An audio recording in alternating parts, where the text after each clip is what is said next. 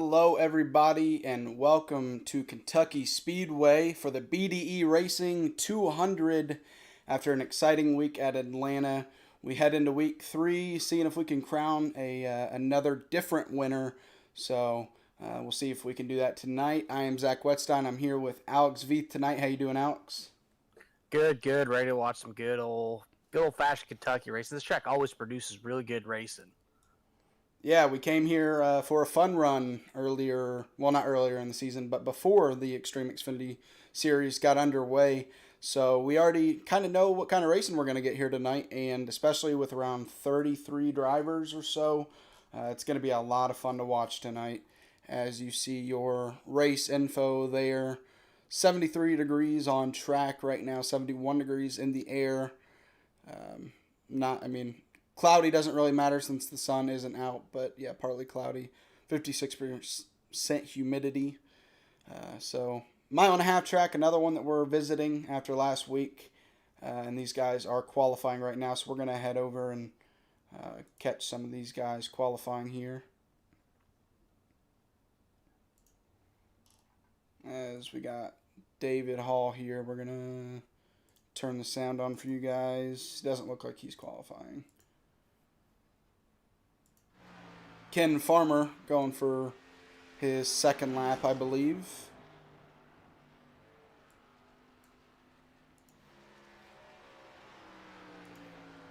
His first lap puts him in the third position. See if he can do better on his second lap to get as close to that pole spot or at the pole spot as he can. Coming down the our resident rocket man Zach Wilson is just starting his first time lap. We'll go check Zach out here now. Let's go on board with him we'll go on board with him through his second lap to see what kind of lap these guys are having through this mile and a half track. See what kind of this track has 1 and 2 and 3 and 4 have different amount of banking. 1 and 2 has 17 degrees, which you'll notice that they can drive it in a lot harder and a lot faster in turn 1 and 2 as they can 3 and 4 just because there's more banking. Yep, getting down to that very bottom there on the yellow line, as low as he can go without touching that apron. And you're going to see him run that middle-ish line through 3 and 4. So 2 different lines for 2 different turns, like you mentioned.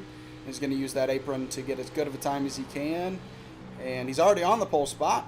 And looks like he runs a better time. 3 1,000ths. Yep, so barely better, but it is better. So Zach Wilson on the pole spot so far.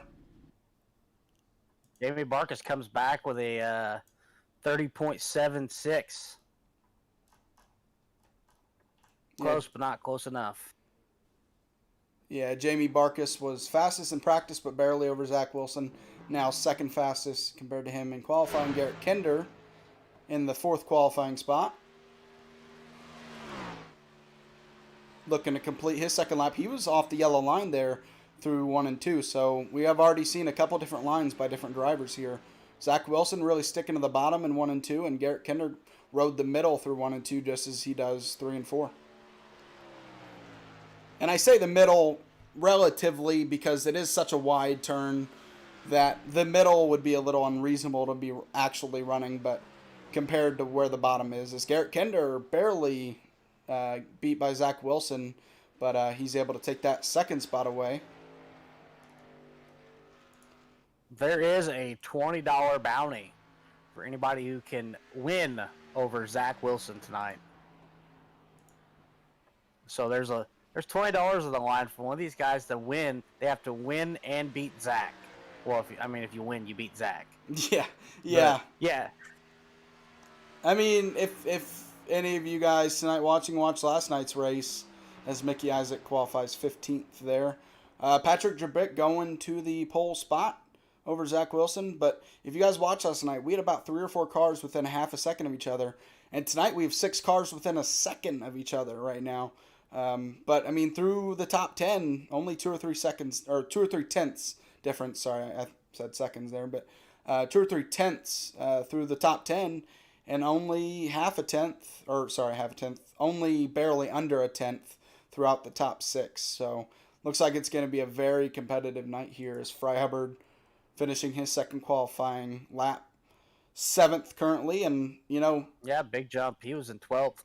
with Fry's time, I mean, you kind of would expect to maybe be a little bit higher, but with all these times being so close, he does qualify 7th, a 10th behind Patrick Drabik. Is Jeff Paisley, so close to the pole spot, not able to get it though. Oh, so close. Well, Alex, I think tonight's going to be exciting with all these times being put down so close. Oof. Daryl Whitford qualifying. Well, there's 3 1,000s between the top 2. There's 2 tenths between 3 and 4.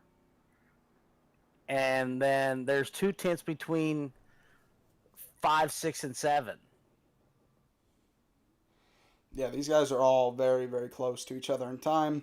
10 minutes qualifying. We currently have 29 qualified with David Necula back in the 29th position, and we have 6 drivers unqualified. We'll see if they eventually lay a lap down. Well, while all these guys have qualified and nothing going on track, we'll go ahead and talk to you guys about a couple different things. First of all, point standings through 2 weeks after Daytona and Atlanta. Patrick Drabik, who is currently the pole sitter here tonight, is the points leader at 82 points, 4 points ahead of Jesse Necula. And there's the rest of your championship standings. The points are run by the iRacing points, and so the winner gets 1 more point than second, and then that keeps going down the line. Everybody just 1 point less than the other the further the standings you go down. Now, obviously, throughout 2 weeks, the points aren't just 1 point separate to each other, but very close in points so far throughout that top 10. Mike Uribe with 53 points there in the 10th position, so not really spread out once you go, 1 through 7 or so. So it's going to be a fun points run to the very end of the season, and we're only into week 3 now, so 7 races left after this. A lot of time for some of these guys to make up points, or on the other end, a lot of time for these guys like Patrick Drabik or Jesse Necula to extend their points leads over the other drivers. See if we have anyone else qualifying right now. Doesn't look like it. Also, I just mentioned the season for this series. And there it is up on screen. Kentucky this week, Bristol Motor Speedway next week for 175 laps. Around that very tricky half-mile track. Very banked as well. Anybody who's been there knows. I mean, if you stand on that banking, well, you really can't stand on that banking. More like leaning on it. So that's going to be a fun 175 laps to watch and broadcast. And then after that, Kansas, Watkins Glen, Richmond, Martinsville, Darlington, and Chicago. And so, I mean, Alex, Watkins Glen, Bristol, Martinsville, Darlington, all tracks that they've yet to race but are upcoming on the schedule. It does not get easy. No, it doesn't.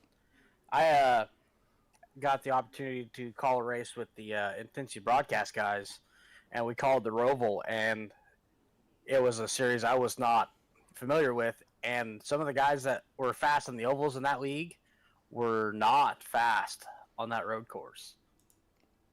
Yep, we're going to figure out who we've said it throughout the first 2 weeks. We're going to figure out who's our road course ringers in this series once Watkins Glen comes around December 11th. 40 laps there, that's no cake run. I mean, the Cup Series and NASCAR runs, how many, I can't remember how many, 90-some laps, right? 95 or, no, 90. Something like that. 90 laps, I think. So that's almost halfway of a regular NASCAR race. So that's going to be definitely intense for these guys. But, I mean, Richmond and Chicagoland present, every track that you can race on presents its own challenges. And, I mean, every track that they're going to have to run after tonight, you're going to see why. But Bristol, yep, that's the closest race to tonight. That's next week. That's going to be a lot of fun to watch as these guys are gridding, it looks like. Cup cars do run 90 laps. I had to Google it. Yeah.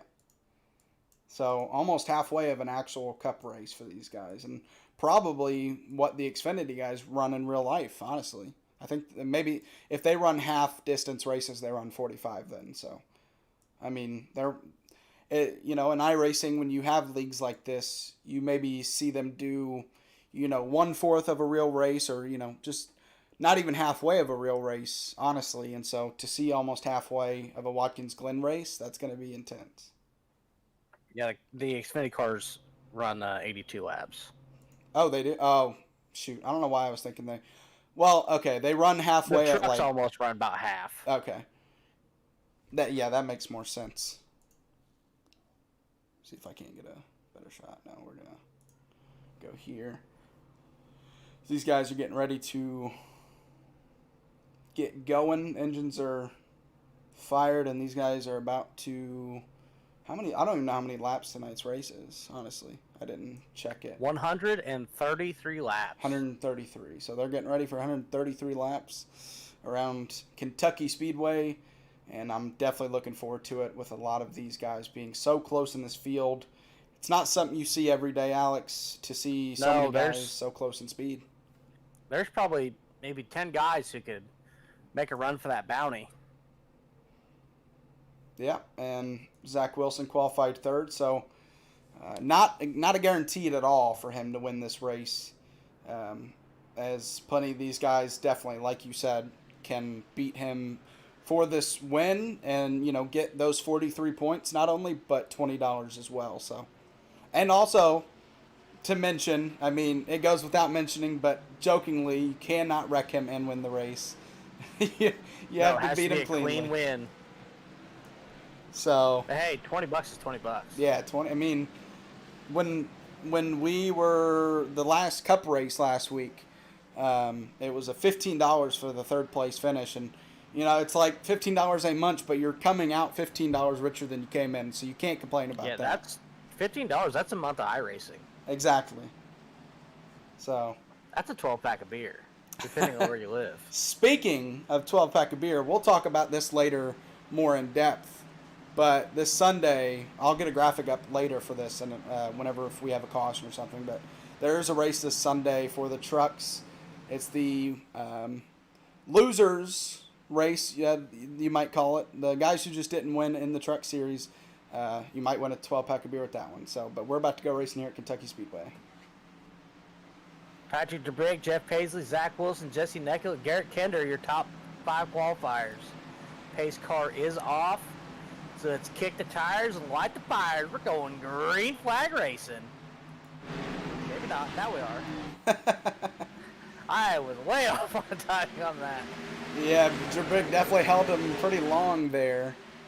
And now going into turn 1, he is getting pushed into turn 1 by Zach Wilson. A great restart from Zach to help push Patrick Drabik into turn 1, and now he's looking to take that spot for himself.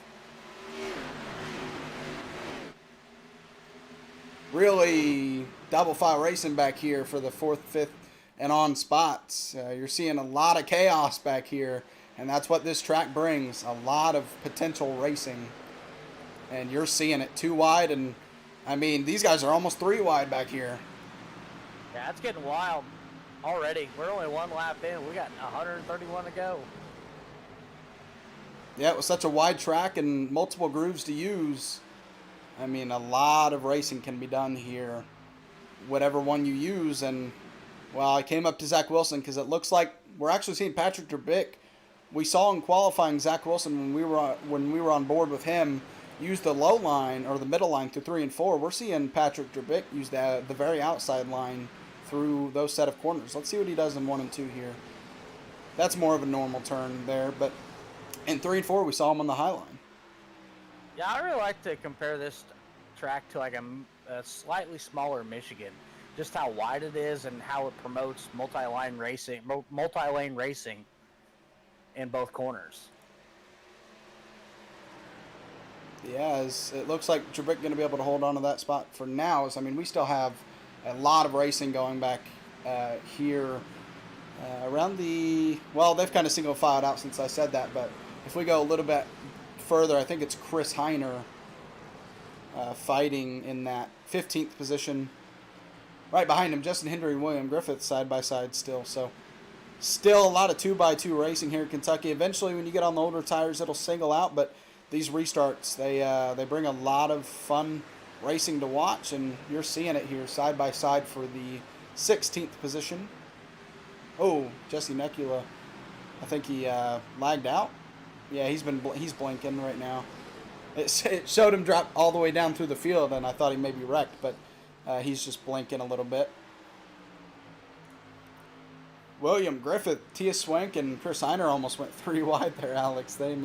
These guys, 5 laps in. I was watching a little bit of a 3 wide battle back in the pack for like 15th or 16th. Yeah, that's where we're about. I mean, we're seeing now cars up here. They're single filed out now, but you kind of saw in the distance they were 2 wide in the front stretch. We have a chain of 4 or 5 cars here racing each other.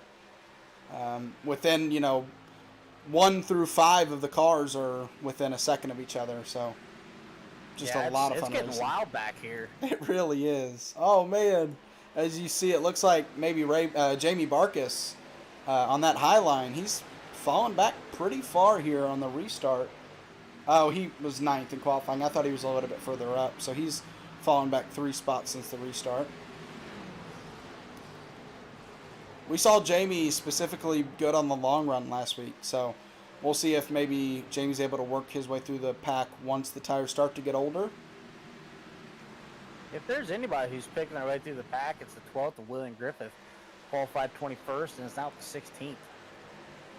Yeah, you see him right there below, in that 12 car on the low line, trying to pass Mickey Isaac in the 01.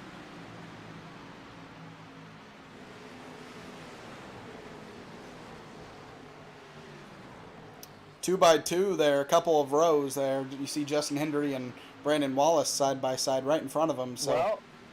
Well, up here at the front, the leaders are side by side. Oh, yeah, you're right. 3 and 4.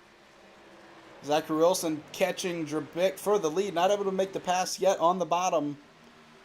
It's going to be hard to make the pass on the bottom as the tires grow older with the air on your outside being taken away. That can make it hard to get a good run off. So Drabick doing everything he can. Left the inside open there. Drabick doing everything he can to hold on to the lead. But, ladies and gentlemen, this is why there's a bounty on Zach Wilson's head, because this man is fast, and he's showing it here early on, trying to get a pass for that lead. Hasn't been able to do it just yet. Yeah, Zach's been doing some road racing on official races and has went 3 for 3. So this man is a wheel man. There's nothing I don't think this guy can't win in. Yeah, it's undeniable. He's a quick driver, and not only quick, but he's a clean driver as well. A lot of fun to drive around and a lot of fun to watch as he's looking back to the inside of Patrick Drabick. Just not able to make it work on the exit, I believe. He might be on his quarter panel, but no, just not able to make it work on exit just yet. He's going to keep trying it, though. Right up on his bumper right there to see if he can get a good run coming out on the backstretch. He's got the draft. He's trying to get that draft a little bit longer, see if he can't slingshot down in 3 and 4, get beside him. Yeah, Patrick Drabick, our points leader through 2 weeks, trying to extend that points lead with a win tonight. That would definitely do so. But Zachary Wilson, he's going to have something to say about that. If he can, if nothing happens to him, he's definitely going to have something to say about that throughout this race and to the end of it as well. Garrett Kinder, he's slowly starting to creep his way in the picture the more these guys battle and kind of slow each other down. Yeah, you see Kinder there starting to come into the picture, 8/10ths back. Just kind of cruising along and waiting for these guys to battle. Drabick? Oh, he touched the wall? Ooh. Yeah, you can see that. Scraped it. You can see some of that damage there on the outside. Not a lot, but you can definitely see where it scraped. And that is going to... Just enough. That's going to get Zach Wilson. Not yet. He is fighting back. Drabick is definitely fighting back here. Look who's now in the picture, Mr. Garrett Kinder in the 76 ride. One thing I can tell you about Garrett Kinder is one thing is he's fast, and two, even if you have a faster car than him, if he's in front of you, he is a pain to pass. So, I mean, he doesn't do anything dirty, Yeah. but he's a pain to pass if Once you're behind him. those 76 cars, they're about 15 feet wide on the rear end. I swear to God. As Zach Wilson finally able to take the lead away from Drabik, and I mean, already extending that lead to almost 4/10.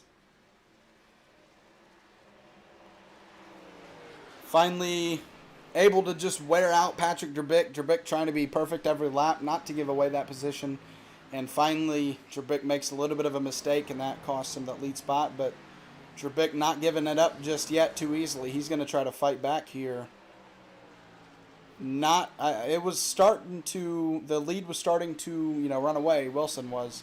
But as the laps have run on, since Drabik touched the wall and lost that spot, he has not given up that pace that he had before. No, these guys up front are hammered down. There is a huge gap between the top three. Yeah, 1.5 almost from from Garrett Kinder to Jeff Paisley.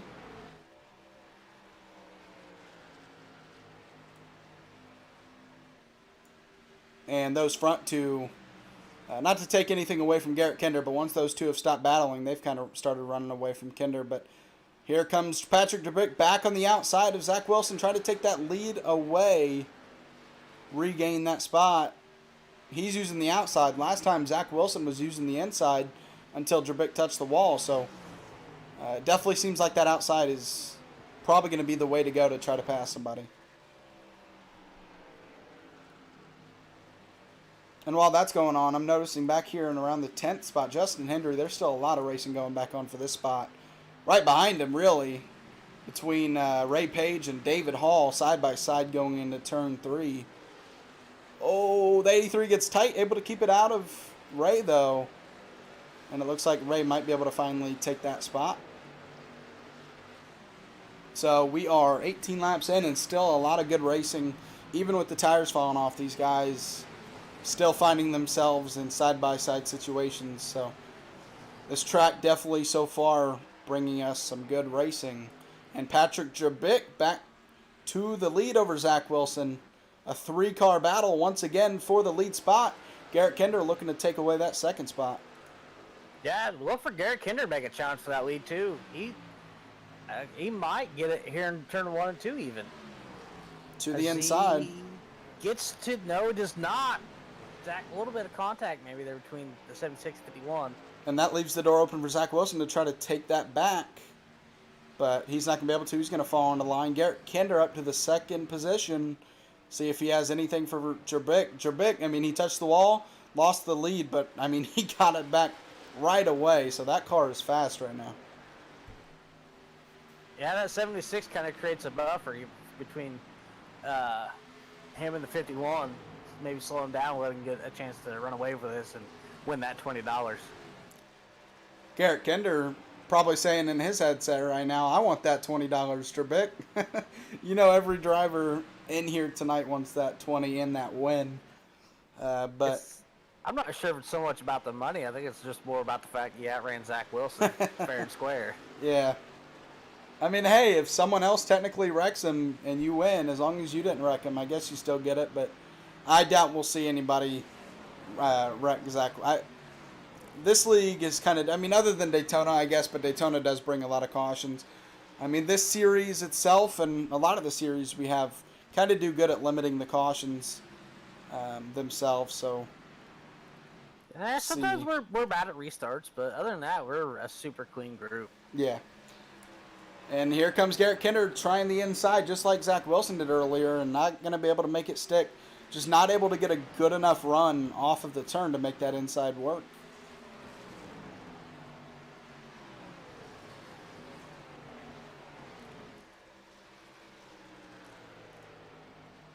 And once luckily for Kinder, Zach Wilson's is far enough back now that if he does take a run at the inside, he has some room behind him. But if you have a driver on your back bumper and you try to pass to the inside and don't make it happen, you're probably going to lose a spot rather than gain it. So Kinder, I mean, he's going to make that inside work and take it before turn 1.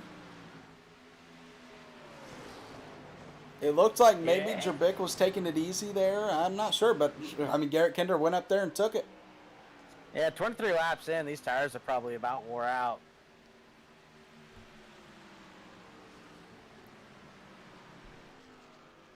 As we'll see, maybe now with the lead, if Garrett Kinder can maybe pull away a little bit.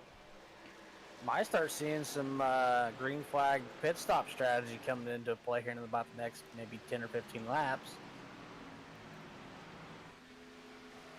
Yeah, we mention it really every time we watch these races, and fuel is a part of it. It's not just about being fast, it's about making the right decision in terms of how much fuel you take and when you actually pit. And, you know, it also involves luck in terms of, you know, maybe a guy staying out as long as he can and then a caution coming out. So there's a lot of different varieties that go into racing and winning a race. So when you actually, that's why they're celebrated so much, because when you actually win a race, there's so many factors in that win that it's a lot of fun when you win it. Yeah, and I mean, unlike the real guys, these guys are calling their own shots. They are the crew chief and they are the driver. I mean, they might have a teammate that they're working with on the track that may be like, hey, we're going to pit here. But a lot of times these guys are just calling their own shots, and sometimes you win, sometimes you lose. Whether you don't take enough fuel or you do what I did and just don't check your faster pair when you get involved in a wreck and throw away a championship. But Yeah. there's one thing in common. Races that are won and lost on pit road, as Patrick Jerbick is driving under the 76 side by side in 1 and 2. He's going to tuck back in, get that draft, see if he can't make another run here in 3 and 4. Yeah, Jerbick has given up the lead twice, and both times has instantly gone back up there to take it back. So a little bit interesting of a race so far for Mr. Jerbick. Yeah, these two have put a second on Mr. Wilson. Yeah, Wilson falling back now a second, almost a second and a half back. And Fry Hubbard starting to maybe catch him a little bit. Fry Hubbard fell back to the 5th or 6th spot here early, but he's fought his way back to 4th. He's told me before, and I've even talked with him about trying to help him on his long run, because, I mean, if Fry Hubbard, you know, I'm not taking anything away from him as a racer, but if he can figure out the long run, he's going to be dangerous in any series he runs. Because, boy, on those short runs, he is electric fast. And so if he figures out the long run, which he's trying to do actively, he's going to be a scary driver and one to contend for a win every week. Yeah, I think he's about like me. He just can't help it but drive the wheels off of it 24/7. And you just can't do that and save tires. As Jerbick back to the inside, and we see Kinder using a really high line. And he's going to be cleared, but he's going to get a great run off of 4. Let's see if he fights back. He's to the back bumper of Jerbick. And Jerbick is going to keep the lead into 1 and 2. And looks like he'll be able to stay in that first position. So Patrick Jerbick back to the lead. Like I mentioned, has given it up twice, but took it back both times. He really wants this win, wants to extend that points lead, he wants that $20. Ooh, as we have a Mike Uribe there on the in the grass, it looked like. Or was it? Towards, yep, there's a caution. I don't know why. Did he go around, maybe? Mike Uribe is in the pits now. Or at least it's showing him in the pits. If you can find out who that was for. Yeah.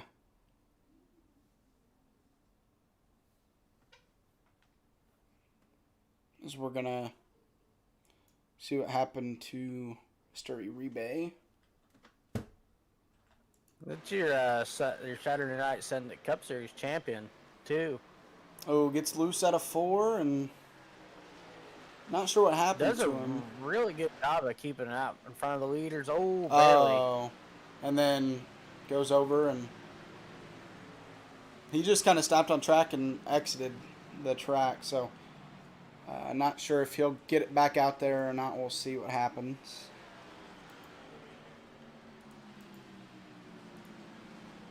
We're going to go back live here. People probably pitting by now.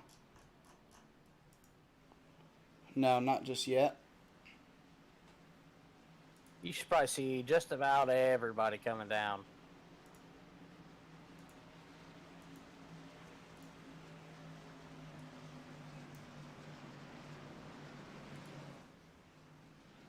Yeah, we're gonna.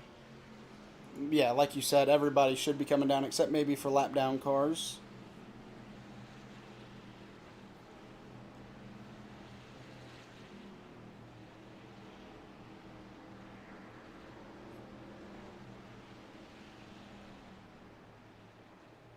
Your current hard charger right now is TS Swink. Started 20th, is all the way worked just all the way up to 8th. English is hard for me tonight. I feel that, man. I guess when I get on the broadcast, sometimes I forget how to say words right, because I definitely do mess up sometimes as well. You're not the only one. As the battle off of pit road, and it looks like Dribbick's going to keep the lead as well as Garrett Kinder. So everybody kind of coming out how they came into the pits.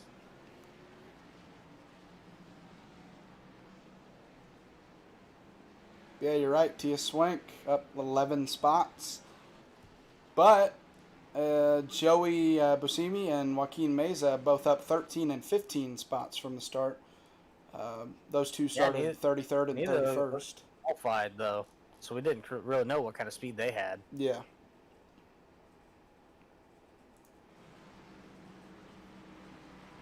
So everybody came down pit road, got tires, and we're going to see a restart now.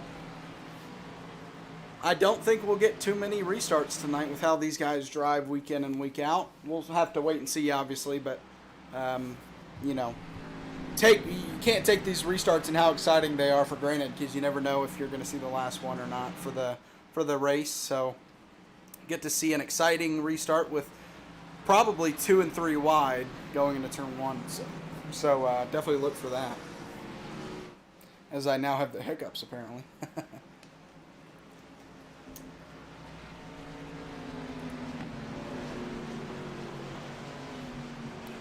So let me see if I have it. I'm not sure I actually made a screen for it.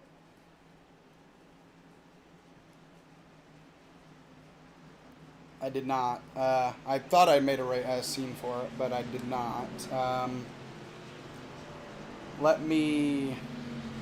just going to add the image to the screen that you're seeing right now, and then I'll delete the image after I'm done so that I can talk to you guys about this coming Sunday's race.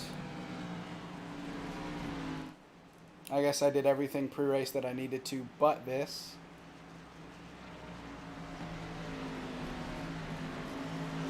If I can find it anyways, I'll show you guys.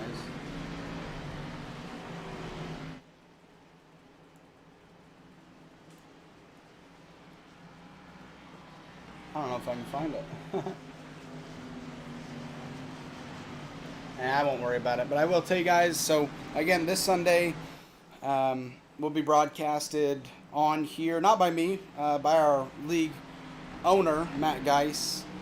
He will be broadcasting or bringing that to you guys this Sunday, as we have a race for the guys who didn't win in the truck series this past season.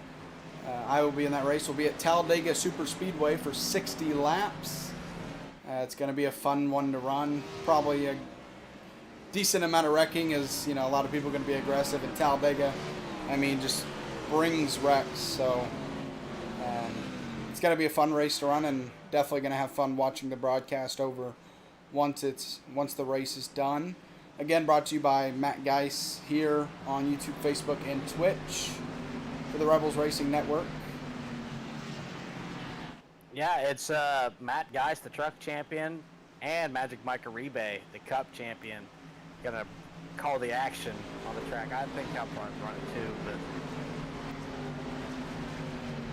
let's see if we can get a Rebel Racing Network 1-2 going, Zach.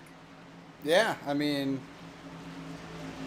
I personally want to win the race, but if maybe a Rebel Racing Network guy can win, I won't be too upset. So yeah, we'll see if we can get that going. 4 and 13 going. Yeah, exactly, man. As we're coming back to Go Green Flag Racing here at Kentucky Speedway. Patrick Jerbick once again leading the field back to the line. See if he holds him the this time. The Nida and Fly Hubbard's behind his buddy, the 76. And they are off. A great restart for Jabik, and not such a great restart for Garrett Kinder.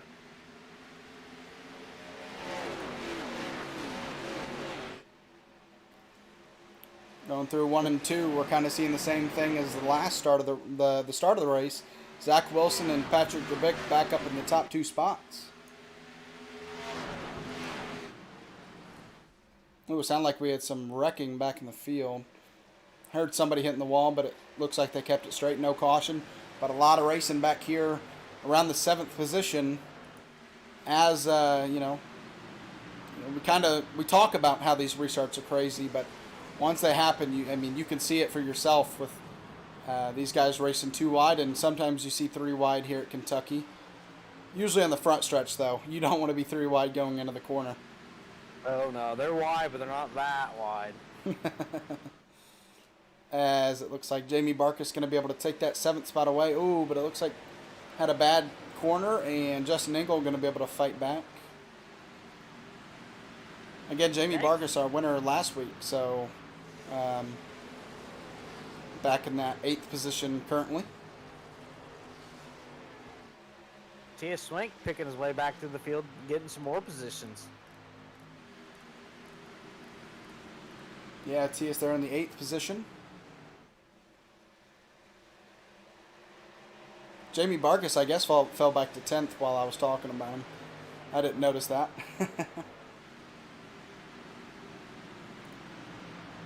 Now fighting for... Now Logan Sturgeon coming for that 10th spot to take it away from him. So looks like maybe Jamie's trying to prepare for the longer run and take it easy here early. Side by side with Josh Oswald now there for the 11th spot.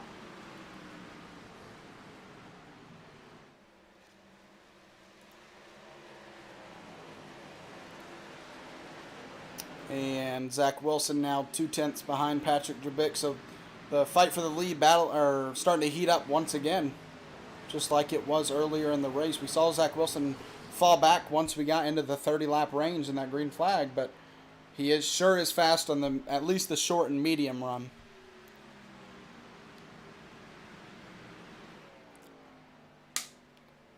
Trebek, though, he's looked fast all race. He had the pole, barely, but he had the pole and has looked fast so far. He's lost the lead a couple of times, been able to get it back once he lost it. So he sure hasn't had just an easy cruising race so far. Sorry about that. He hasn't really cruised through this race easily, but for the most part, he has been in the lead. And the main part of that is Zach Wilson and Garrett Kinder. They just have not let him be comfortable. No, you can't. You just can't let one of these guys just get comfortable and run away with it either. Zach or Jabik, as they're really starting to distance themselves from the rest of the field. Yeah, now Jeff Paisley coming for that 3rd spot, or at least attempting to for Garrett. Remember, Garrett Kinder, not the easiest driver to pass, so see if Jeff Paisley is able to make happen what I usually can't. What, pass Kinder? Yeah. Me either. If you guys watched the Intensity Broadcasting last week for the championship at Charlotte, I don't know. I don't think it was at Charlotte, but yeah. I think I was in the 3rd position trying to take away 2nd from him to eventually catch up to Kieran Church, I believe, and Kinder did not let it happen. And he didn't let it happen tonight either. Jeff Paisley now falling back, and Kinder able to keep that 3rd spot.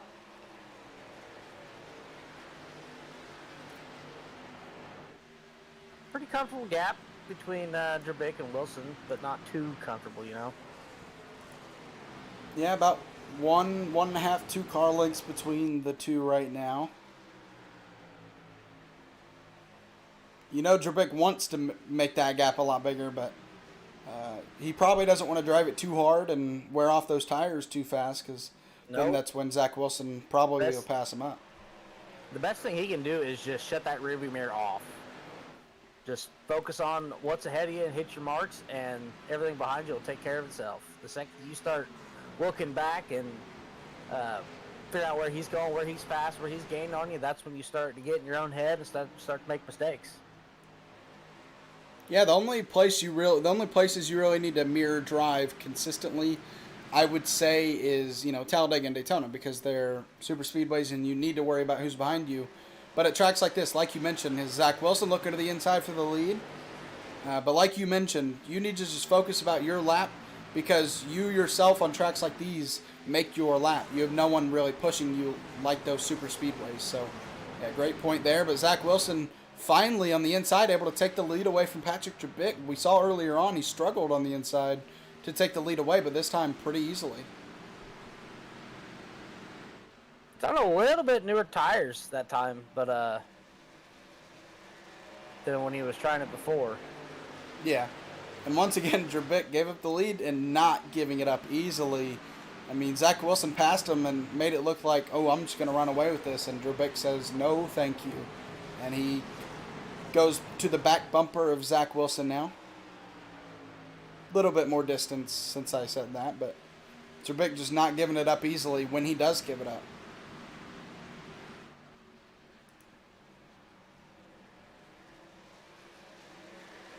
And Jeff Paisley may be starting to look like he's getting a little bit closer to Garrett Kinder now to try and take that third spot away.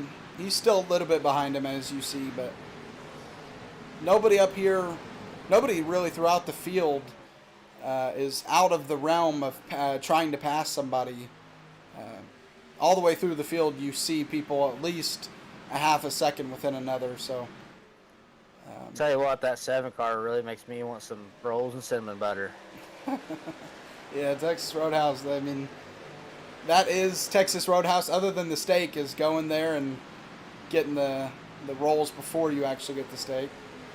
Yeah, fill it up on the rolls before your steak even shows up. I tell myself I'm only gonna have like 3 or 4. And that turns out I had 3 or 4 baskets, and then my steak shows. I'm like, can I get a to-go box? Yeah, I'll take that home. As now Fry Hubbard to the back bumper of Jeff Paisley. He wants to get back into the top 4. Tia Swink, gonna follow him around too. Look who's back there too, Justin Engel. Yeah, Tia Swank, you mentioned earlier, qualified 20th. Now up to the 6th spot, trying to take away the 5th spot. And maybe go after Fry Hubbard for the 4th position. An impressive drive so far for Tias.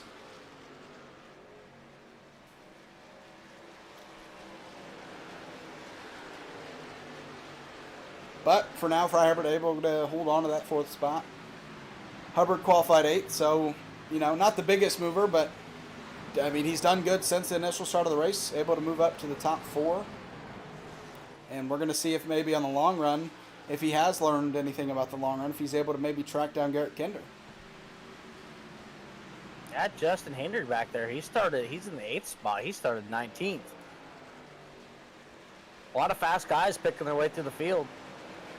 Yeah, Justin Hendry, every week he's pretty noticeable with that Alabama paint scheme.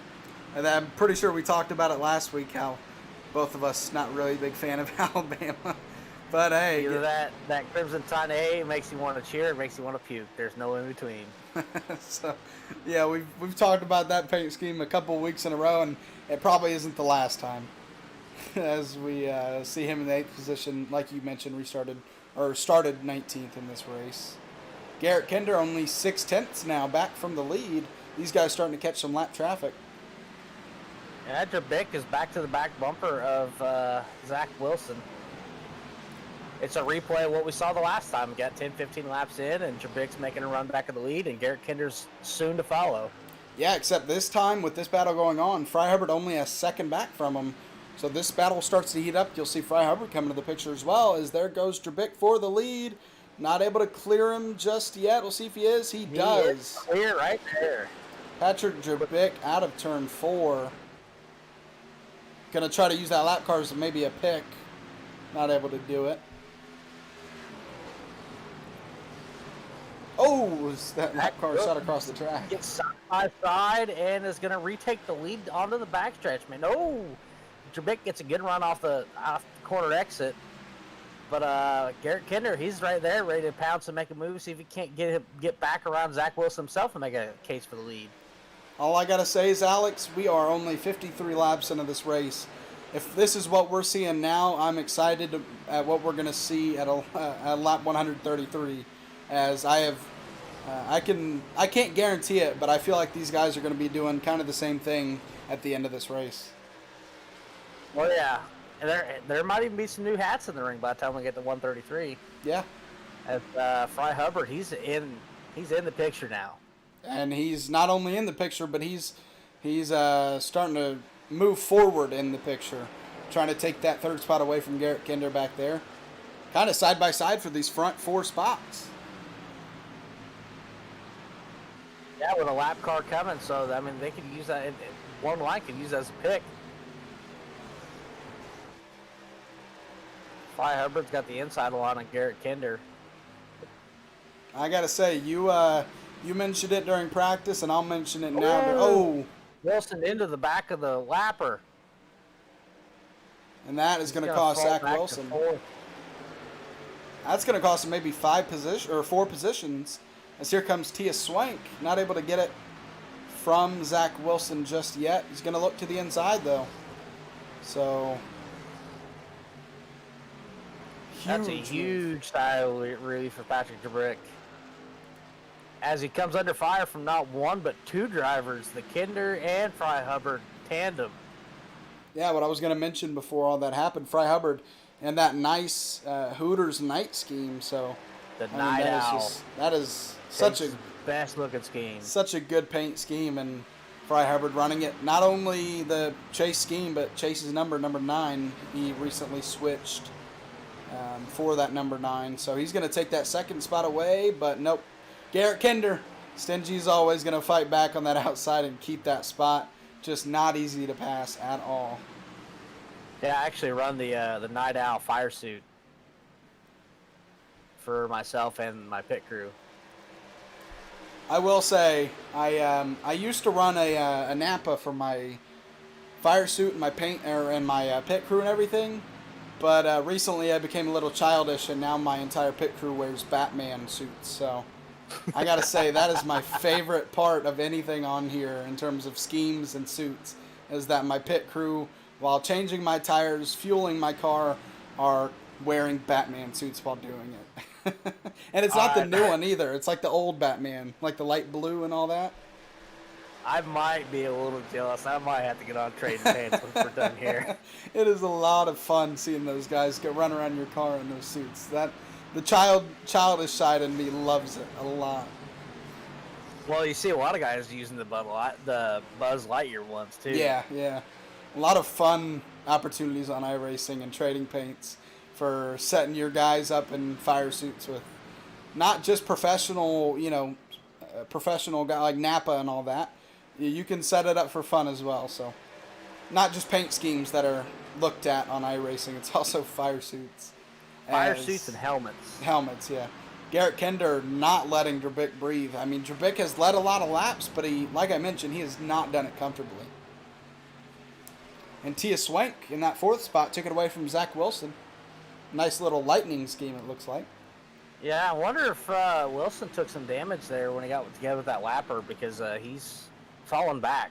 Yeah, let's take a look at that as we go into rear Chase. And I think you see a little bit of a dent. Not sure. It's kind of hard to tell because it's a black scheme at night and not much light on it. But it looks like there's a little bit of a scuffle maybe. But if there is, it's not very noticeable. But he's getting passed up by Justin Engel. So if there is, maybe it's noticeable on track more than it is on his car. Ooh, a little bit of contact. Engel washes up a little bit back there. Ooh, he gets in the wall. So Zach Wilson going to lose a lot of spots getting into the wall there out of 4. It is kind of dwindling for him ever since he made contact with the lap car. More contact. Oh! A lot of contact on this lap for Zach Wilson. He cannot be happy. No, he cannot. Luckily, there's one fast repair. If we get another caution, he gets down there or under green flag, gets that fixed. Watch it out, because there's a rocket coming. As he's fallen back to the 10th position. But while we were looking at him, I mean, it is not given up for this battle for the lead. The top 4 within half a second of each other. Any of these drivers could have the lead right now.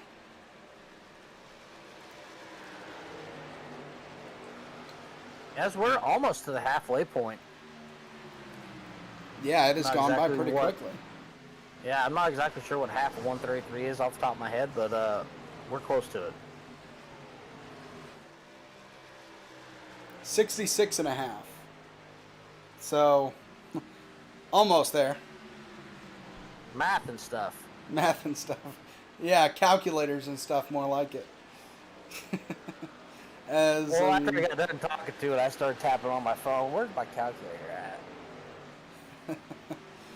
I mean, this battle for the lead, I'm amazed at how long they're able to keep this going. As the tires grow older, they're able to still just run such close lap times. And it looks like Tia Swank may be knocking on the door for that third spot from Fry Hubbard. As the lapper tags the wall and tags the wall, and Zach Wilson to pit road. that's not what you wanted to see. As we've run about Takes that 25 faster laps. pair and tires, looks like.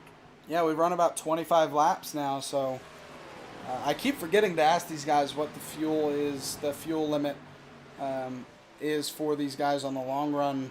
Eventually, I'll remember to ask them before the race starts, eventually.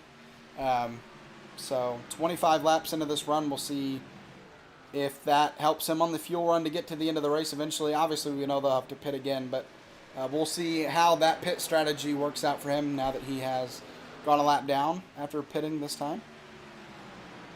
And the front two kind of separating from third and fourth now. Yeah, I mean, he's the first car lap down, and he is flying by these guys. Yeah, we'll go check out Zach Wilson real quick. Passing, yep, the 01. Currently going to get past him pretty easily, and so as the 21.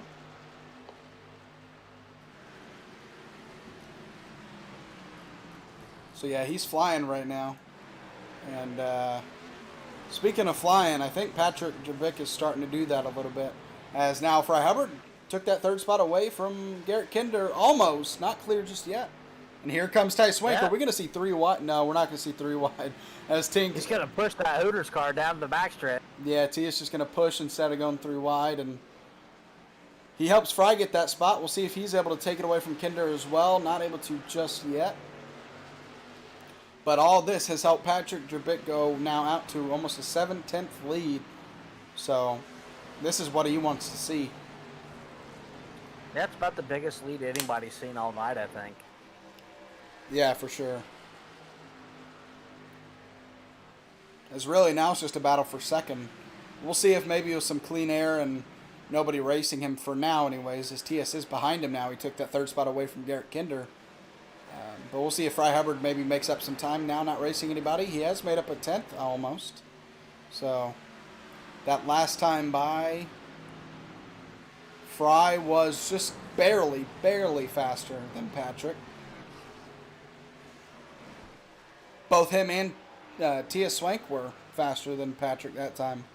So I think we'll maybe see these guys start to get that gap, maybe close that gap a little bit as the laps go on by.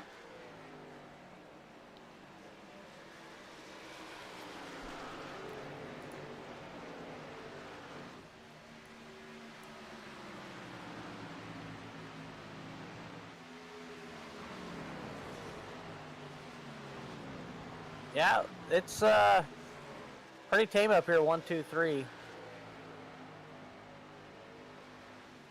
pretty tame about all the way around. I wonder if we're going to start seeing some green flag pit stops here pretty soon.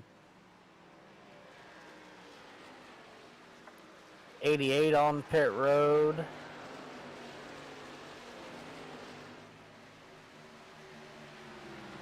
Michael Swink just come over the radio, said he's going down. So yeah, we're coming up into some green flag pit stops, but Zach Wilson, he's kind of off cycle, so we'll see if that pays out for him. Got a little bit of front end damage I thought I saw when I scanned through the field.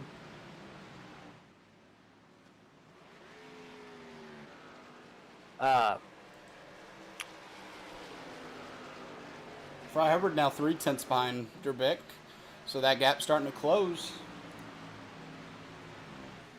I just went through the field, Zach, and Mr. Wilson has some front end damage already. Really? Maybe he didn't take that faster pair. I watched him take the faster pair, but it looks like he got into somebody picking his way through the field. We're gonna go here with Zach Wilson and check the front of that car. Yeah, oh man, that's definitely not what it was before, because it was not that. You couldn't tell it was crinkled up the last time, and you can tell now when you look on camera. So he definitely got to the back of somebody. He is up to the 7 car, which is what? That is 7th place. Yeah, he's got to get his lap back under green.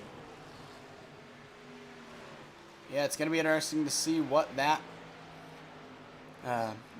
pit strategy puts, what kind of position that puts him in later down the race, as we are past halfway now at 73. So this race is already halfway through, and these laps are flying by. Yeah, he's really going to need a caution late to get back in this. Yeah, and not just Drbick who's leading this race, but everybody up here who's contending for this lead, as Tia Swank getting that 2nd spot from Fry Hubbard. I mean, he has moved up 18 spots since the restart and looking to make it 19 here soon. Fry Hubbard going to pit road.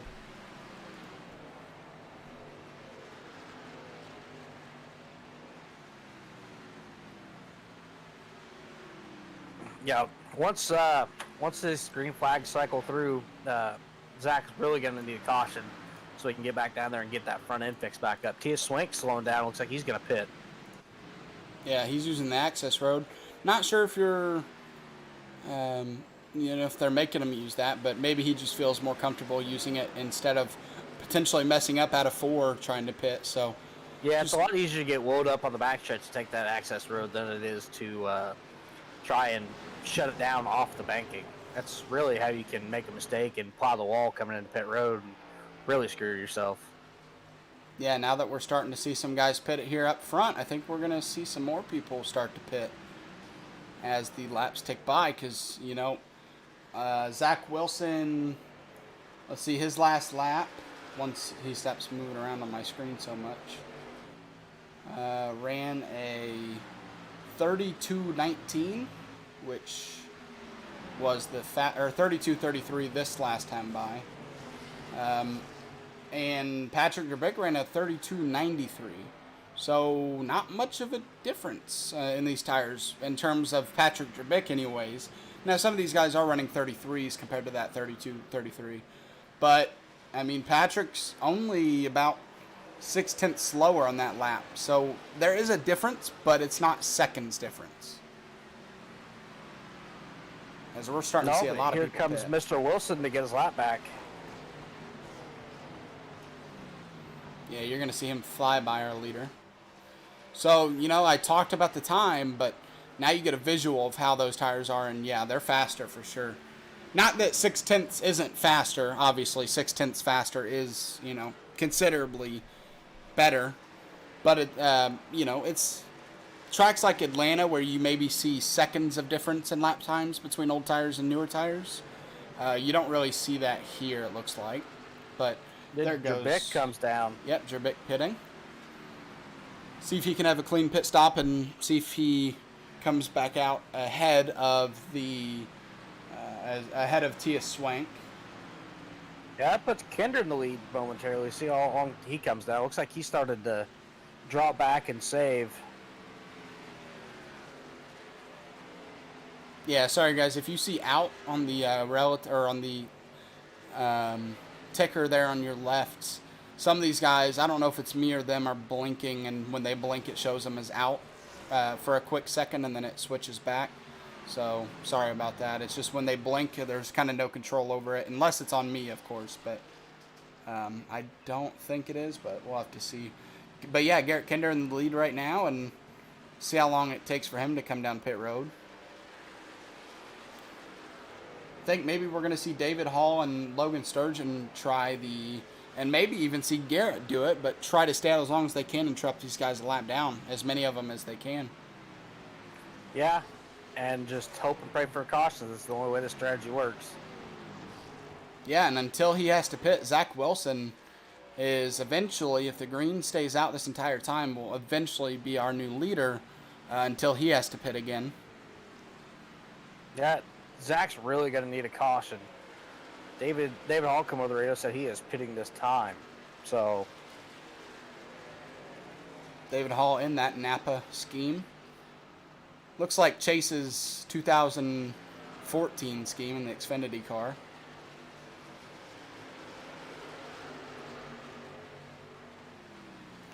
Chase is the most popular driver for a reason, so you're definitely going to see a decent amount of schemes with him. Maybe not just talking about this league, but over iRacing anyways, in the Oval Series. I mean, his dad won most popular driver like 18 times in a row. Close to that, yeah. And he withdrew his name in 01, ending his streak so Dale Sr. would win most popular driver. Yeah, that was a great thing for him to do, especially that year, and how tough that year was for NASCAR fans and for Dale's family themselves. So, great thing for Bill to do. Class really runs in the Elliott bloodline. I'm not sure what it is, but yeah, both him and his dad are both very good people, good class acts.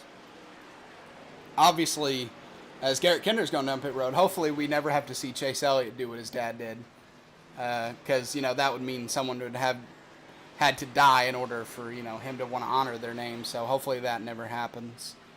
As Garrett Kinder going down pit road, and it looks like Joey Buscemi going to take over the lead from Garrett.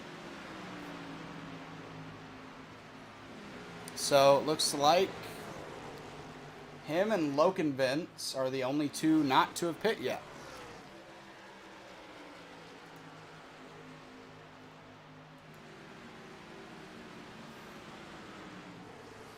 Zach Wilson back to the 5th spot, but he's also pitted like 5 or 6 laps before any of these guys did.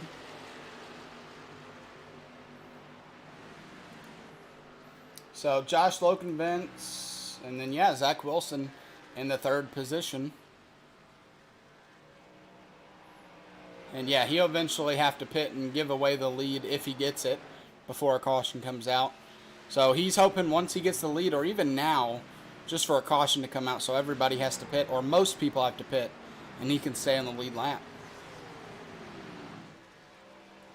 It's like Zach Wilson pit on lap 64. Yeah, we'll pull up real quick. Actually, I won't do it. Pit lap. So here comes Buscemi, by the way, to pit road. Logan Vince assuming the lead. So Zach Wilson pit on lap 63, and Fry Hubbard pit on lap 74. I'm trying to look for looking down the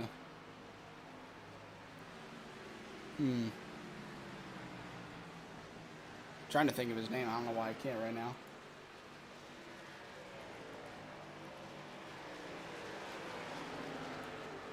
Patrick Jerbick. I don't know why I couldn't think of his name.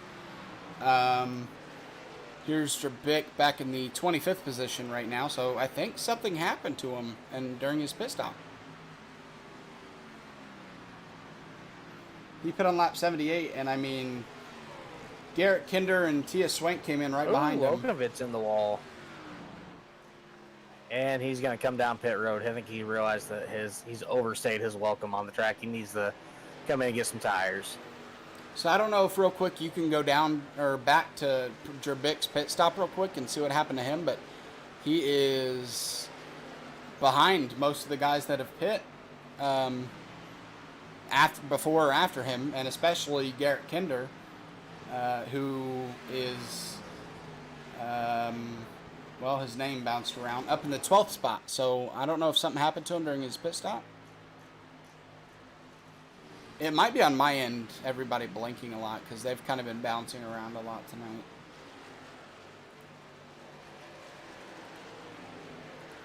So I don't know if you can check that out Yeah, for me. I'm doing some investigations. Zach Wilson, while you do that, is catching up to Fry Hubbard. Although Fry Hubbard is on fresher tires, so. Zach Wilson pitting back in. Looks like he didn't use his fast repair and fix some damage from attacking the wall. Zach Wilson pitting from the second position. Yep. That tore up front end, and he's already used that fast repair. So let's see let's see if 2 tires is a viable option to just get him to survive the last 40 some odd laps. Yeah, we have 44 laps to go, and Fry Hubbard is the new leader, and like I mentioned, nowhere near him is Patrick Drabick. So something had to have happened.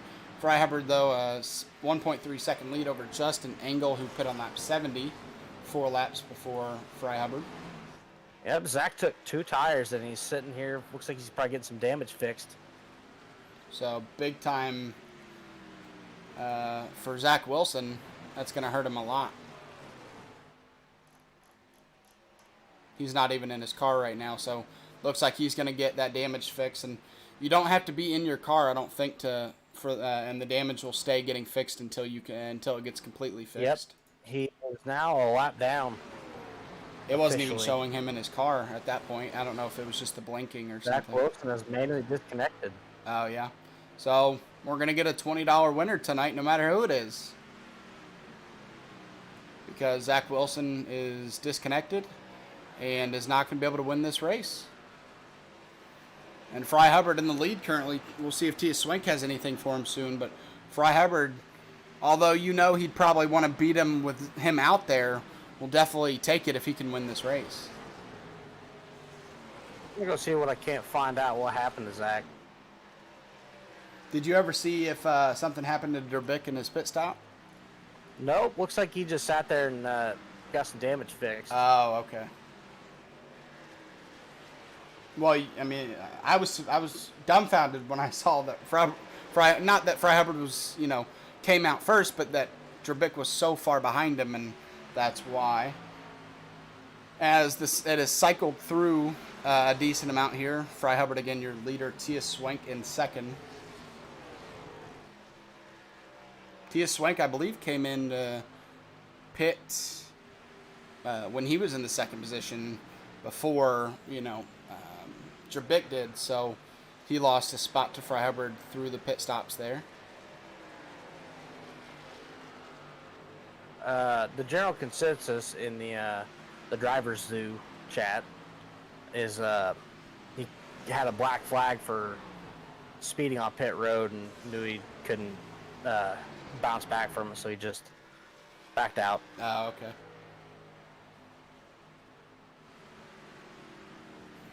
Well, whoever wins this race now, it doesn't matter who it is going to win the $20 and get a win here in the Xtreme Xfinity Series. And Fry Hubbard, who is currently in the 3rd spot in the championship points, if Drabick isn't able to fully recover from that mistake, or not mistake, but fixing that damage, Drabick is currently in the 18th position. It's showing for me, 17th now.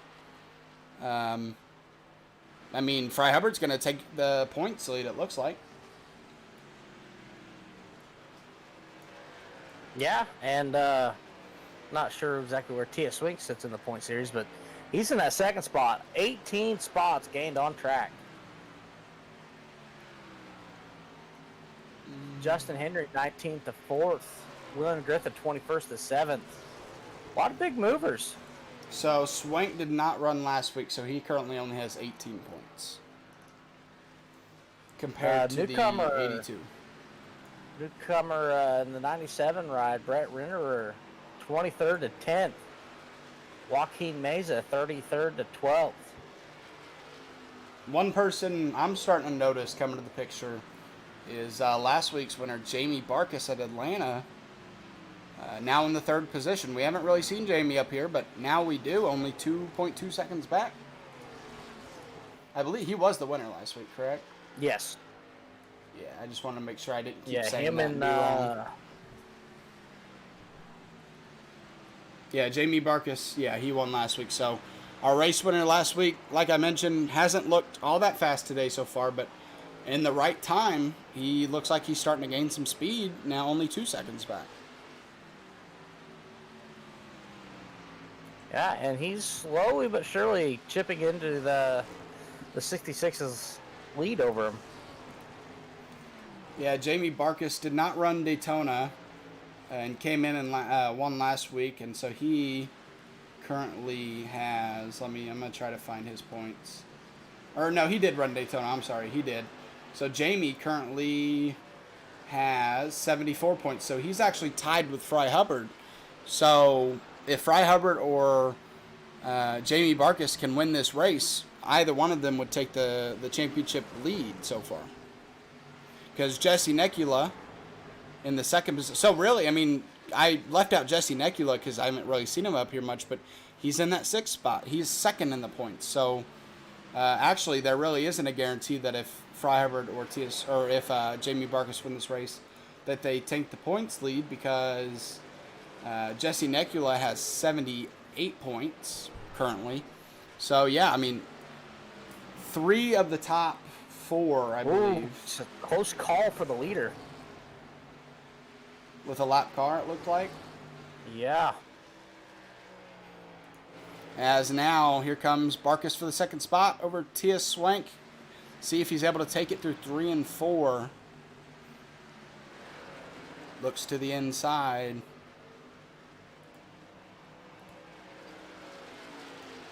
And he's going to be able to, I think, stay side by side with him through the front stretch. Yep. And it looks like if he's able to have a clean turn 1, he's going to be able to take that 2nd spot away and look to the lead. But yeah, Jesse Necula in the 2nd in the point standings, 4 behind Patrick Drabick. So, you know, Drabick can still make up for that time that he lost eventually. I mean, we only have 32 laps to go, so not a lot of time to make up for that. But if he does find a way to make up for that, then he could really assert himself back into this top 10 or so. But Jesse Necula, showing him falling, but I think that's just him blinking. Yeah, he's still in the 7th spot. So he's in the 7th spot, and 2nd in points. So our top 3 of our top 4 in the points are in the top 7 or so right now. So a lot of these guys showing why they are up there in the top 5 in points. Josh Oswald is the 5th place so far. He's in that 12th position right now. But your leader right now, Fry Hubbard, I kind of wanted to go through the championship standings so far for the top 5 or top 10 to see where these guys were. But now that we've done that, Fry Hubbard, your leader, a 2nd lead over Jamie Barkus. And it looks like we're starting to see maybe a couple guys pit as T.S. Swank. No, I don't know why. Or, no, not T.S. Swank. Michael Swink. I always get Swank and Swink messed up sometimes. Michael Swink in the pits. He pitted about the same time Zach Wilson did, so that would have been a tough strategy for him to play out. He really needed a caution if he didn't get that black flag, I guess. Yeah. And that we might start seeing that that time between the leader and 2nd place shrink. But Fry Hubbard doing a good job so far of maintaining that gap. But I mean, from what we saw from Jamie Barkus last week, he is not going to give up now and say, "Ooh, I have the 2nd position. I'm just going to have to live with it." I definitely think by the end of this race, we might see him up there trying to battle for the lead. Yeah, it's been about a steady 2nd lead for Fry over over 2nd place. Did trying to see, did Jesse Necula lag out of the race? Nope, he is still shown in the 7th. Yellow flag. It's showing Joaquin Meza in the 7th for me. Oh, there it goes. For some reason, it wasn't showing him on my ticker, but there he is. And yep, the yellow flag is out. Let's see if we can find out who that was for. 52. 52 of Seamus McConnell. We're going to go back and find out what happened to him there. and just drove it straight in the wall. Out of trouble. Going into one. As here we go. Let's see what happened to him.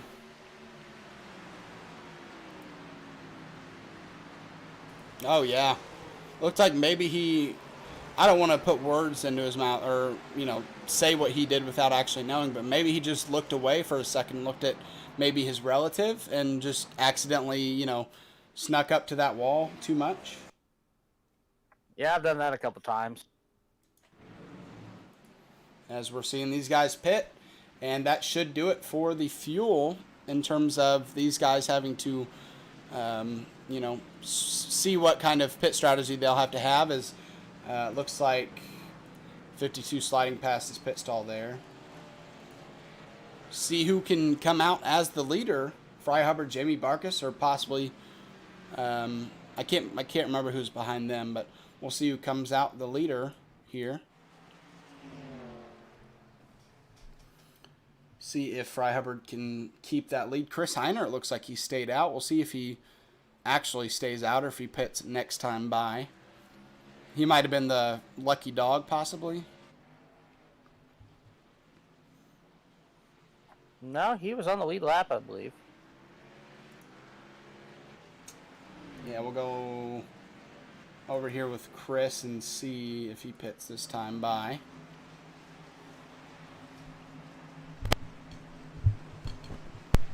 In that 24 Menards car. Nice looking paint scheme for him.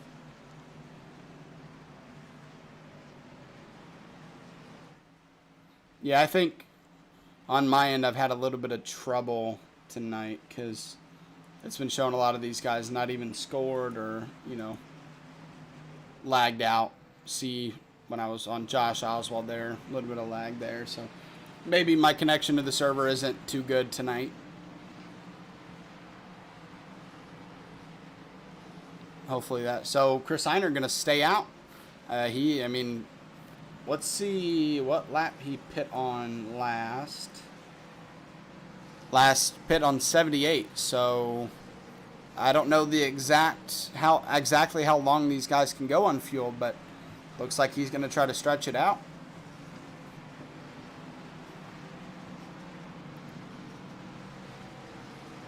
That looks like about 55 laps he'll have to go on fuel. I mean, hey, why not try, right? Yeah, man, what are you going to lose? Heiner, I'm going to check where he is in the point standings while we're under caution here.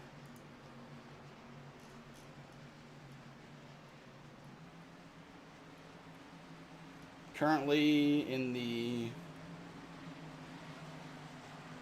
11th spot in points, so taking a chance, trying to get 43 points tonight. Get as many points as he can and get a little bit closer to those guys. It's a 1 point for a lap led. We do bonuses in this series. I didn't even know that, to be honest with you. Well, I don't know if we do or not, but I mean, as far as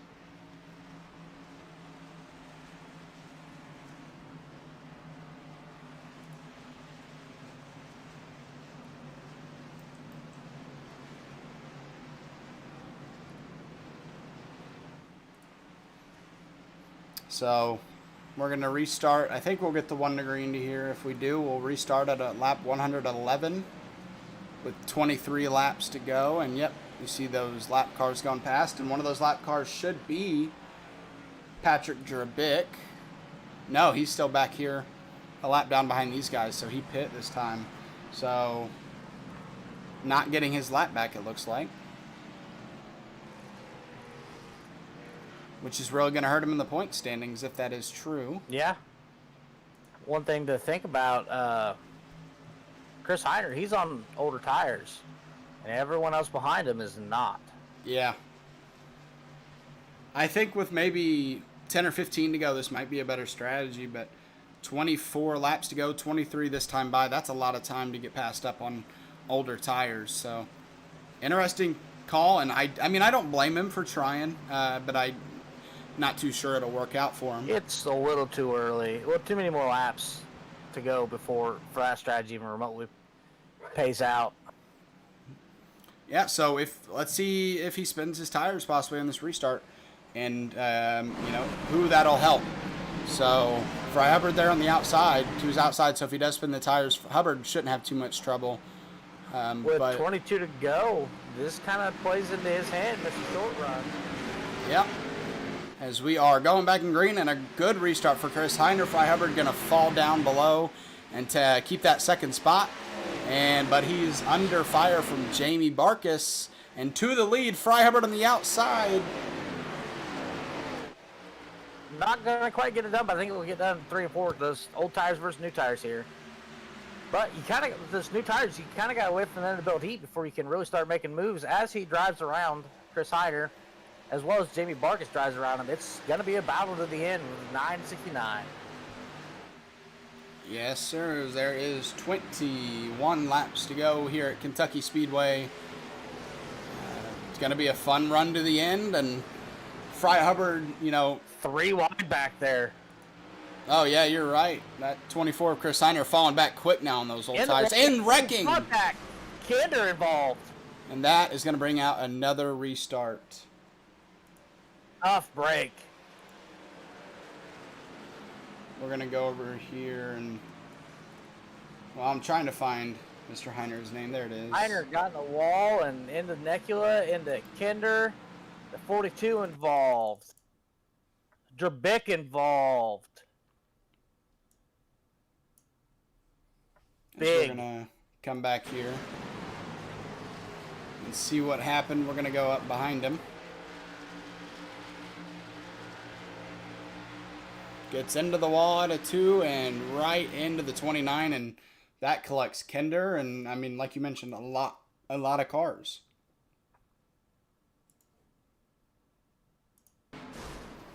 And man, if Kinder, hopefully, I mean, I don't know if, oh man, even more contact there for Kinder. So I'm not sure if he's even, I think the engine was out of that thing. He's going to have to tow. Kinder's got it rolled down. He got it rolled down. I see him in pit road, so he got it rolled down. Going to be able to use that quick repair if he has one. Not sure if he has had a reason to use it before. Let's go with Garrett Kinder here and see if that front of that car is still banged up. Yeah, and he's still sitting there. I watched his pit crew go up and down, so he might have used it already. Looks like that might be the race for Mr. Kinder. Yeah, just tough. Nowhere to go for him. Sorry about that. First contact with the 29. I'm trying to find him on my relative. I don't see a 29. Oh, there we go. Jesse Necula. So, second in points. And with that, he did have a quick repair, so he will be able to have a clean car. I was going to mention, second in points. That would be huge if he wasn't able to have a quick repair and gain spots off of this restart. But he does, and he's going to be able to gain some positions here. So, let's see. Well, I mean, it kind of pays off for Drabick when he's sitting in the pits under that green flag, taking that lap down. So did it collect him? I believe he was involved. So it looks like he used that quick repair. He's in the grass there. It looks like he used a quick repair to repair that car. But yeah, still a lap down. Only can go up to the 19th position right now. I think that's the cutoff line for the lap down cars. So not many positions for him to gain. And a lot to gain for Fry Hubbard and Jamie Barkus. And possibly Tia Swank. I'm mentioning these guys specifically just because of the points, but not talking points. There's a lot to gain up here for David Hall, Justin Hendry, a lot of these guys in the top 10. But a lot of chances for anybody up here to gain positions on this restart, obviously. But it's going to be... Looks like maybe Fry Hubbard and Jamie Barkus have the speed that these other guys don't, but we're going to find out on this next restart. Yeah, I just approved David Hall's application into the league on iRacing maybe an hour before the session went live. So he's a newcomer. Yeah, and he's showing quickly how fast he could be. in that 83 Napa car.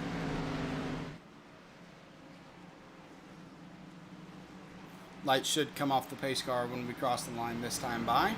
So we will have, looks like, 17 laps to go when we go back to green. And like you mentioned on the last restart, Mr. Fry Hubbard, the short run guy, you said, and he gets a short run once again on this restart. So we'll see how fast he's able to possibly pull away from Jimmy Barkus if he's able to. Yeah, and he is the leader, so he gets to control the start too. Yep, and it's about playing games when you control the restart. Not letting people on to when you're actually going to jump on the gas so that you can get as good of a restart as you can. And if Fry Hubbard does get a good enough jump to where Jamie Barkus gets caught off guard, look for David Hall to take away the second spot. So, I mean, these restarts can get so crazy. I mean, 5th place, Tia Swank could be in 2nd place by the end of the first lap on the restart. So, not saying that's going to happen by any means, but, you know, anything can happen on these wild restarts. Yeah, look who's in the picture now, Mr. Justin Hendry in that 85 ride. Yeah, we're starting to see some names up here we haven't been talking about just as much as, you know, considerably Drabik, Fry Hubbard, Zach Wilson. But we're starting to see those names in the important stage of the race. Like you mentioned, Justin Hendry, David Hall. Jeff Paisley fell back a little bit earlier, but he is back to the 6th position. Logan Sturgeon, he's up there in the 8th spot. William Griffith, 21st to 7th. Yeah. A lot of these guys in the top 10 didn't even start in the top 10, so that shows you how much. Even started in the top 20. Yeah, that shows you how much can change through 133 laps. Right now, though, through 116, as coming around to take yet another restart, our 3rd restart of the race. And Fry Hubbard, big jump. Yeah, big jump for that 9 car, and Jamie Barkus able to hold on to that 2nd spot for now. David Hall right behind him, though, looking to the inside. What I really think is making Mr. Fry Hubbard a lot faster is the fact that he has switched from the ovals to the bow ties.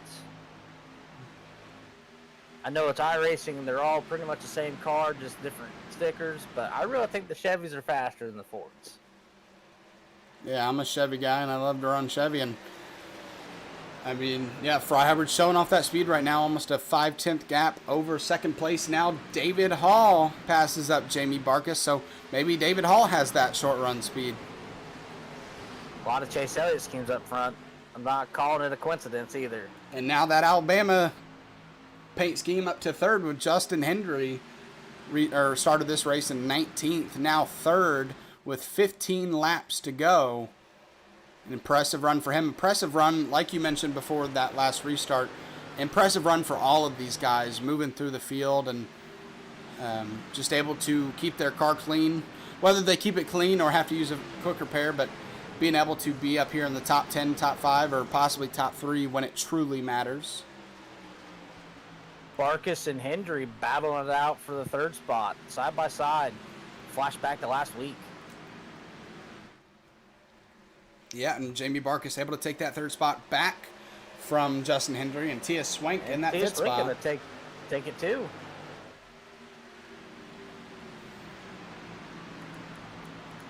Yeah, Tia Swank there in the 5th position, trying to look to the inside, but not able to do it just yet. Almost a little bit of contact there. And now Justin Hendry, after getting passed by Jamie Barkus, fighting back here, trying to get that 3rd spot back away from Jamie. Josh Oswald back here side by side with Jeff Paisley for that 9th or 8th position. Fry Hubbard starting to really stretch that lead out, almost to 6/10. Yep, has to lead 12 more laps to win this race. Also has to be lucky and not have any cautions to have another restart. But David Hall, yeah, only about a little over a half a second back from him, but following a little bit throughout that last lap. We'll see who's fastest here this time by. between those two, David Hall was quicker, barely, but he was quicker. Actually, no, I'm sorry. It just updated for me. I thought it was that. Fry Hubbard barely faster that lap. So these two are within 5/1000ths of each other. So, I mean, they are not far apart at all in lap times. And it's showing as that gap has kind of stayed the same.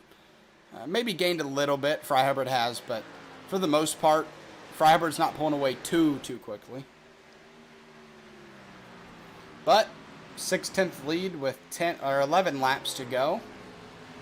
I know he's definitely enjoying that. He'd rather have a 6/10 lead than a 2/10 lead. So, oh, I tell you what, there at the restart, he was nervous. Oh yeah, definitely. He was on the iRacing chatter talking, man, I don't know, man, I don't know. Yeah, Fry loves racing in this league. He loves racing around all these other guys, and that's one part that makes this league a great one to run in and broadcast. Is all the people that run in it are, for the most part, respectful and fast as well. I mean, Fry Hubbard showing right now that he definitely has the speed to win some of these races, and he's 10 laps away from winning this one at Kentucky.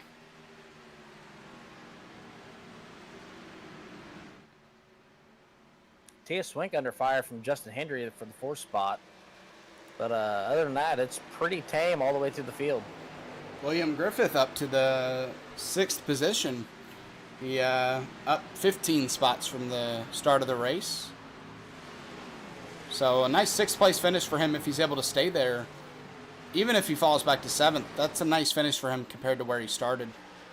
But Logan Sturgeon up to the 6th spot now, passing him. That's where Logan started the race, so been able to stay consistent throughout the race. But William Griffith now pretty under fire from Josh Oswald and Jeff Paisley, those two side by side. He's side by side with Logan Sturgeon through the corner. Yep. He got a little push from Oswald through the front stretch, which helped him get side by side. Able to stick with it through 1 and 2, but not able to make that pass happen. But Jeff Paisley, speaking of a pass, passed Josh Oswald for the 8th position. And Jesse Necula, who got that quick repair, is now up to the 10th spot. He started 14th or 15th, I believe, on that last restart. So he's making moves here. And remember, Jesse Necula pit for tires with that quick repair. So he's going to be faster than some of these guys who are on a little bit older tires. Don't look now, but David Hall's knocking on the back door of Fry Hubbard. He's brought that lead within, let's see, at the stripe. 0.3, about. Yeah, 0.3 on the dot. At the stripe. Yeah, David Hall starting to show some long run speed, and Fry Hubbard maybe starting to struggle a little bit. I was just about to say, I think Jesse Necula is hoping for a caution right now, because on those fresher tires, if he can get a caution and get these guys bunched back up together, I'm starting to hear some wrecking in the background. Not sure if that's going to bring out a caution, but Jesse Necula with those fresher tires definitely wants a caution right now, so these guys can get bunched back up. 3-wide racing out of the turn back here for the 10th position. We'll get back to the lead soon, but I saw in the background 3-wide racing out of turn 4, and the racing for the 8th position back is on fire right now. Shoot, boy, you just missed a slide job from Tia Swink on Jamie Barkis for the 3rd spot. 3-wide going into turn 3. A little bit of contact between Jeff Paisley and William Griffith. Jeff Paisley able to take that spot away. We'll go back up to our leaders here. Caution is out. And we will get a green, white checkered here at Kentucky Speedway. Try to find out who that caution was here quickly. Garrett Kinder looks like he's in the pits. So it looks like it was Garrett. Oh, wait, Garrett Kinder wrecked earlier. You're right. See if we can't find out who that caution was. Yeah, I forgot Garrett Kinder was caught up in that last wreck. And Jerbick is going to get his lap back, so he's not going to have time to really catch up and win this race, but he is in the lucky dog spot, so he will be able to gain some positions on this restart and gain some points. See if anybody pits here. I mean, I don't think anybody up front's going to pit, but maybe if you're in the middle of the pack, you might. Looks like Jesse Necula, I'm surprised I'm seeing him pit. I thought he had fresh enough tires that he was confident starting in that 6th position. A lot of these guys, I think only... So 10 or 11 cars stayed out there, I believe, out of the top 18. Actually, maybe 11 or 12. So Jesse Necula gave up that 6th spot and is going to fall back to, if he gets out of pit road cleanly, back to the 13th position. So not sure if that'll be worth it for him, but only time will tell on this next restart. Any luck on finding out who that caution was on? I didn't see any wrecking. I could not. That's all right. Can't always find the caution. You know, those real-life broadcasts for NASCAR, it's easy to find because you can just look around the track in person. On iRacing, you can only see what you see on your screen, and if you can't find it, it can be kind of tough to find sometimes. So a little bit tougher on sim than it is in real life. Yeah, and they got people... like a dozen Scouting people them. there with binoculars watching everything. Yeah. Speaking into the headphones if someone wrecks. So, yeah. A little bit tougher on iRacing, but we do with what we can. We have a broadcast team of 2. They have a broadcast team of like 200. Exactly. Cameramen, people spotting different cars, the broadcasters, the audio guys, all of those guys to put together one clean broadcast. But, I mean, in real life, it takes all of that. Because in iRacing, I mean, you can hook your sound up and everything, and all that kind of just goes well together. But in real life, you have to have sound people and people switching, you know, the producer of the show and all that. So it takes a lot more in real life. I will give them credit. That's a hard job to do, no matter what part of the job you do. So credit to those guys, especially. Yeah, we don't have to pay cameramen. iRacing does it for us. Yeah, exactly. So we will have a green-white checkered here at Kentucky Speedway. Fry Hubbard currently your leader. I mean, maybe I think he did want to... I don't want to say he did want to see that caution, just because he was still 2 or 3 tenths ahead of David Hall, but he was being caught pretty quickly.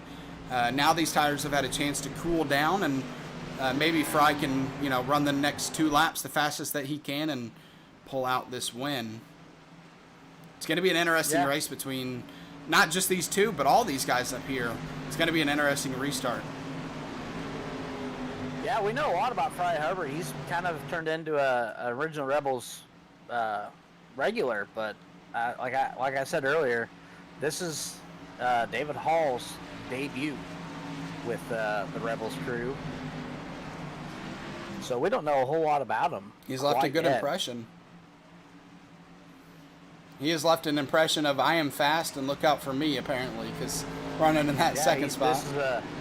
This is a statement finish. If he can stay out of trouble and finish up here, that it is a statement. Like, hey, what's up? I'm here. Yeah. It might be kind of hard for him to be anywhere near the top in the championship standings, just because he did start in the 3rd week, and if you miss any of the weeks, it can be kind of hard. But even if he's not in it for the championship at the end of the year or end of the season, he's going to show that he can be dangerous maybe when next season comes around and he starts off fresh in week 1. Not next year. I'm sorry, I said next year, but next season. But only 3 races into this season, so we won't look that far ahead just yet. But, yeah, definitely David Hall starting to show what he can do. And I mean, Tia Swank and Jamie Barkus, again, Jamie Barkus, our winner last week, he now has a chance with 2 laps to go starting in that 4th spot to win this race. Anybody up here, and I know I mentioned it before, but anybody up here can win this race. And so we'll see who's able to put together the best 2 laps over when we get this restart going. Yeah, Tia Swank, I mean, he's up 17 positions. Justin Hendry, he's up just about as many. I mean, they started side by side. And here we Fry go. Hubbard, huge jump. Wow. I mean, he jumped immediately. And a huge lead for him as now the battle is on for second between David Hall and Tia Swank. I mean, as soon as that pace car dove down, he went. Yeah, I mean, like you said earlier, you can't like telegraph when you're going to start. As soon as the pace car's out of your way, you can go. Yeah, and now Tia Swank in that second position, but he looks just a little too far back to catch Freiberg for the lead. If we can get the white flag here, and we will, the next flag ends the race. 1 lap to go here at Kentucky Speedway for the BDE Racing 200 here from Kentucky Speedway. Through 1 and 2 down to the backstretch for the final time. Fry Hubbard all race has been up in the top 3, top 4. And looks like he's taking a little easy as Tia Swank is getting kind of close. But through 4 for the final time, he's able to lead the last lap here at Kentucky Speedway, and he is going to win barely over Tia Swank. David Hall finishing in that 3rd spot. A finish.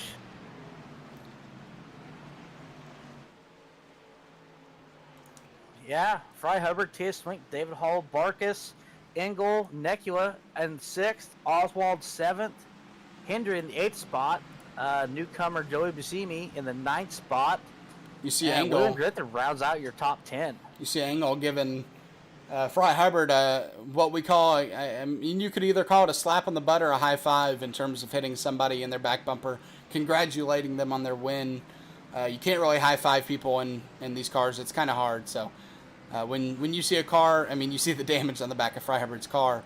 When you see a car, you know, beating and banging with a car at the end of a race, if it's not because they're upset with them, it's because they're congratulating them as Fry Hubbard wins this race.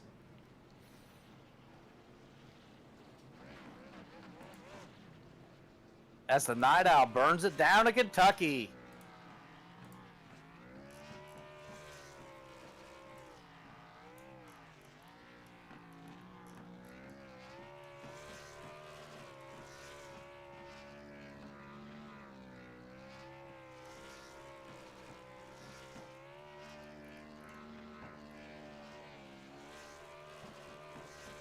Quite the burnout from Mr. Hubbard. Yeah, he ain't gonna leave a whole lot of rubber left on the back of them car tires.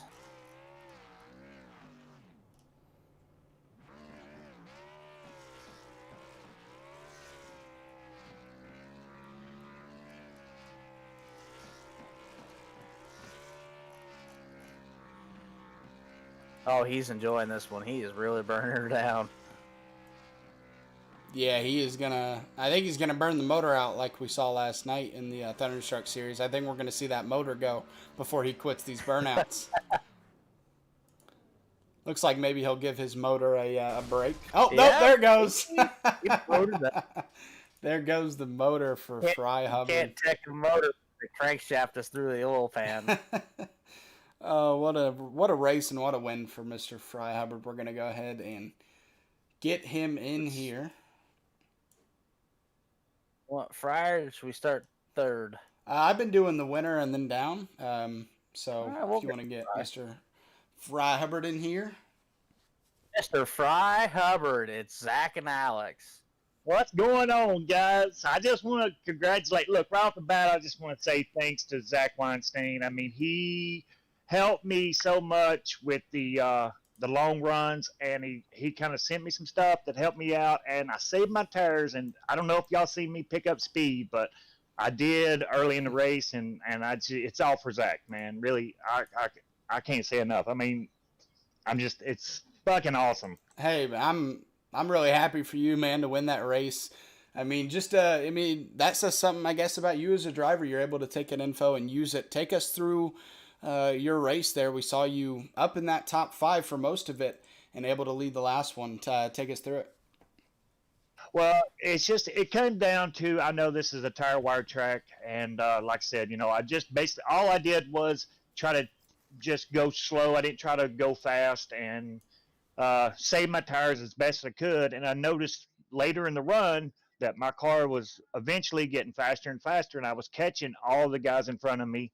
And I got to say thanks to you, Zach, for that, brother. I mean, I really do appreciate it. Yeah, now we're in trouble. Fry's learning how to save tires. Well, about that, but it's good. I heard you on iRacing, like, man, I don't know. Like 20, at that last caution where you guys all pit, man, I don't know. There's a lot of fast cars behind me. I'm like, oh man, Fry got it. There's 20 some odd laps. Mr. Short Run, he's got it. Those guys were really fast. I mean, like Jamie was really fast. I know Zach was really fast. It's unfortunate. Garrett Kinder is always fast here, and tonight I figured Garrett would win it. I told Logan earlier that Logan Sturgeon, I really thought that he had a chance at winning this race, and they just had unfortunate luck tonight. And I probably wouldn't be up here in the winner's circle if those guys are still out there running on the track.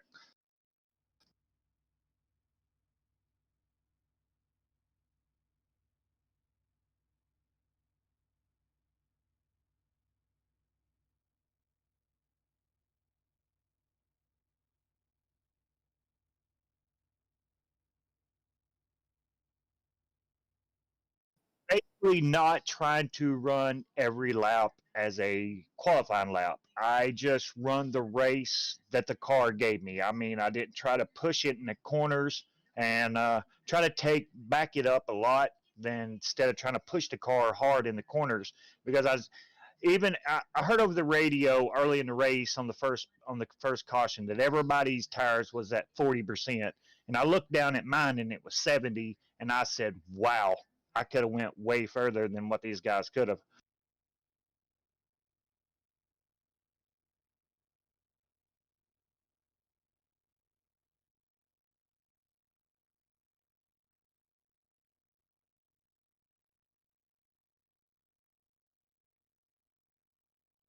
Only 3 weeks in, 7 races left. What are you going to try to do to stay consistent and hold that championship lead?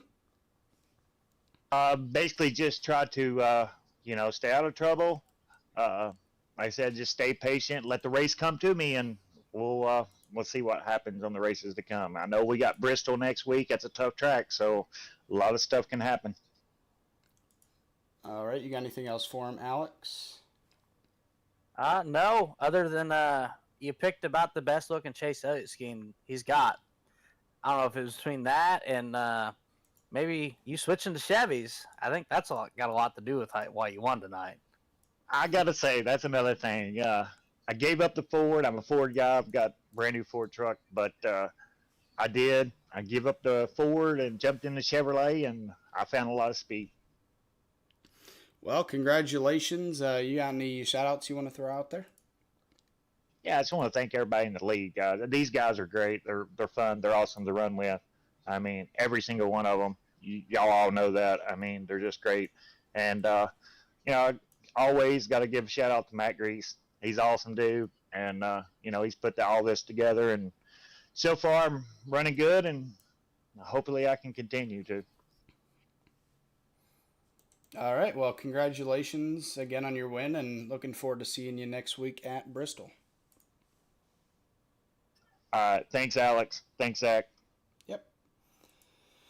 All right, and Tia Swink already hopped in here with us, so we'll go ahead and talk. So, Tia, you got a copy from us? I sure do. All right. Well, you came into the race qualifying 20th, and you're able to finish second. Take us through, I mean, what probably could have been a chaotic race, racing back there in the pack.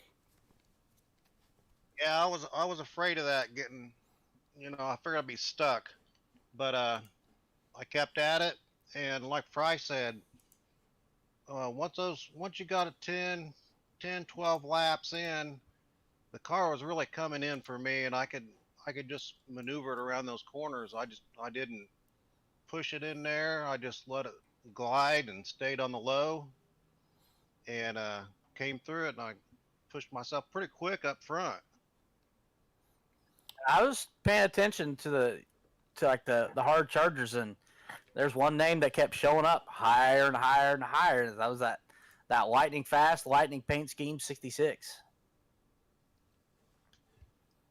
Yeah, it was a good, fun, clean race.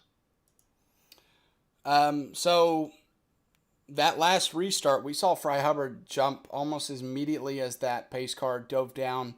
I'm guessing he didn't give any of you guys any hint of when he was going. Were you expecting that, or were you just expecting him maybe to lay back a little bit further than he did. No, I wasn't really expecting it, but I was keeping a close eye on it because I didn't want to the third place guy get ahead of me. Right. Okay, so yeah, Fry mentioned that we're moving to Bristol next week. Are you looking forward to Bristol first of all, and how are you going to maneuver around the difficulties of that half-mile bank track? Yeah, actually, I like Bristol. It you just got to be patient. All right. Anything else for him, Alex? Nope. Got anybody you want to thank? Yeah, I want to thank actually the whole league. I mean, it's just awesome to race with these guys. I mean, I've been in one other league, and there's night and day difference. And Matt Geis for keeping it all in line. All right. Well, congratulations on your second place finish, and looking forward to seeing you next week at Bristol. Sure will. Thank you. Thank you. All right, and then we'll go ahead real quick and get David Hall in here. David Hall, it's Alex and Zach in the booth. You got a copy?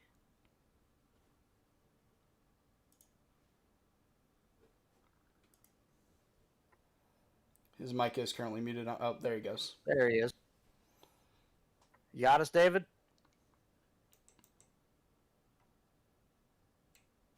Yes, sorry. Oh, you're fine. So Alex here told me that he admitted you to the league probably an hour before the race, and you're able to come in here and you qualified in the 13th position, and you're eventually able to finish top 3. First of all, welcome to the league, and I mean, you look fast so far. Take us through your race. Yeah, I was added, like you guys said, about an hour, maybe 30 minutes. I mean, I'm just here to have fun and to race, like most of all these guys. I got into iRacing less than 4 months ago, because I'm a real racer down here in North Carolina, a U.S. Legend driver. So I mean, this was to take my time away from not really full time racing in real life, just to do this and just at first kind of goof off and just have fun and learn all these cars that you want to drive in real life, but you can't. But I mean, I was happy to stumble upon this group.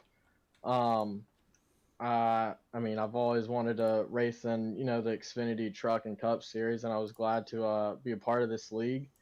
But tonight shocked me, to be honest. I mean, first time in the league.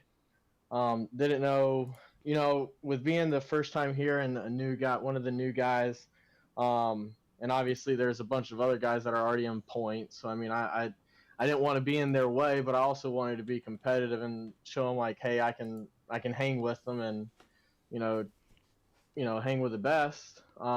Kentucky, probably not one of my strongest tracks at all, and I know that it doesn't seem like that's true or not because I finished third tonight. But I really struggle at it. I think most people say 3 and 4 is the worst turn on the track, and I mean everybody struggles at that because you can't really figure it out.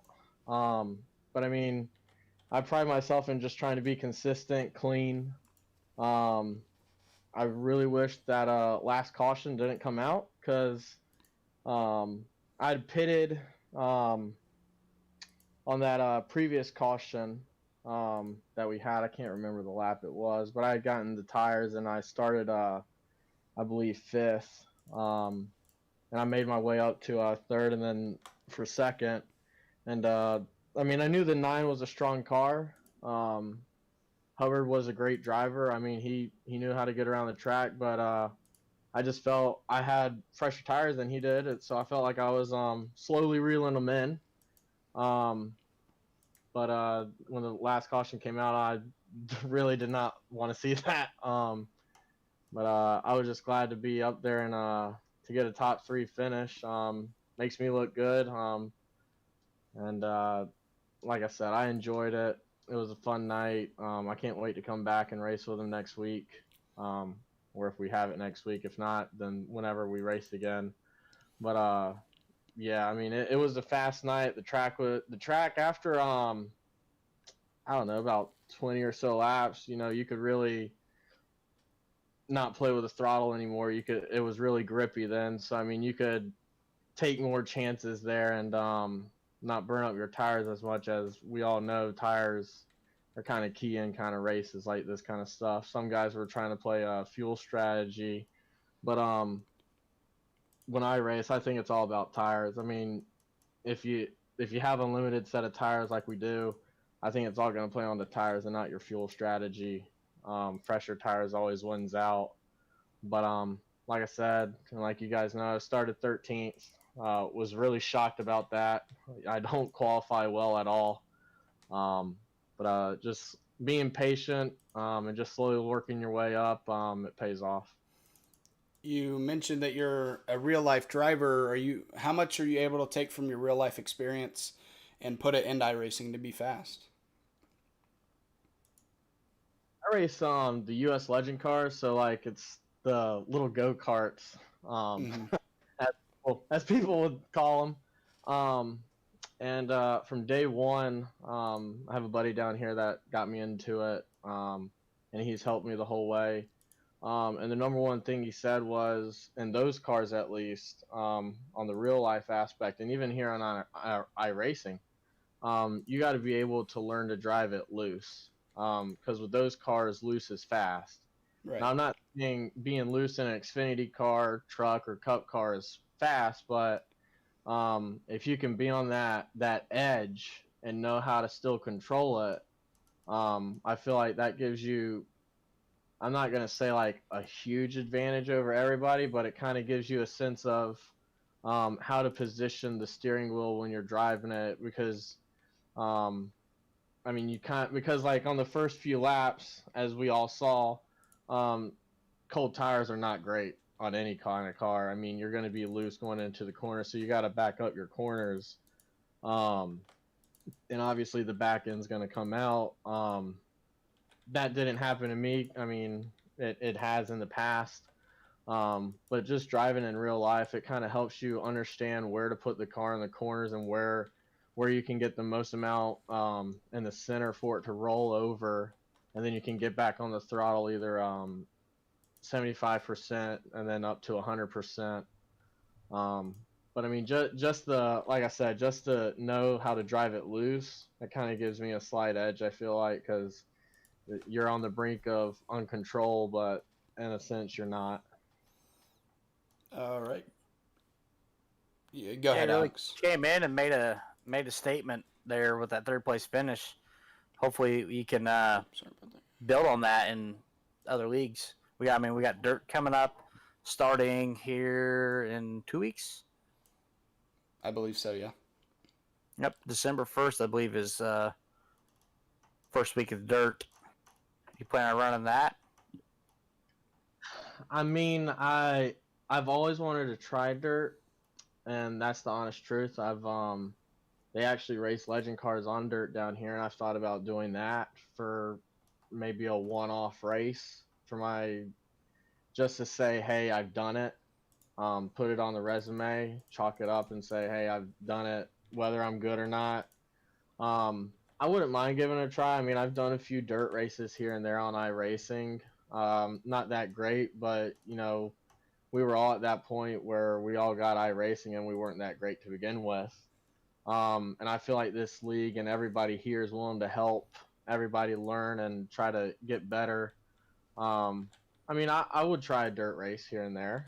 I'm not going to say that I commit the whole time, but yeah, I would like to run a few dirt races, see if I can back it up and use kind of what I know a little bit about dirt from what I've seen, because I've gone to a few dirt races and I know a few dirt guys, and I've tried to pick their brains on how to get around a dirt track and, you know, what are the fundamentals to get around, you know, the dirt track the fastest and easiest way. But I mean, I'm here to enjoy the guys here. I was telling a buddy of mine today on my way home from work, actually, I was like, when you play a video game, you're like the best one because you're playing the computer all the time because you can beat them. And you get tired of it by, winning all the time on a video game. I wanted to come over to iRacing and race against real people, who had the same respect of racing and just wanted to have fun and, be competitive to see if I was really that good or really way off. And I mean, I'm not going to say I'm way off, but I'm not going to say I think I'm in the middle. I mean, I still got a whole lot to learn. Like I said, I've only been on here for 4 months. So, I mean, I've still got a lot to learn on how to get faster, find the right lines, and just work on certain little things to get better.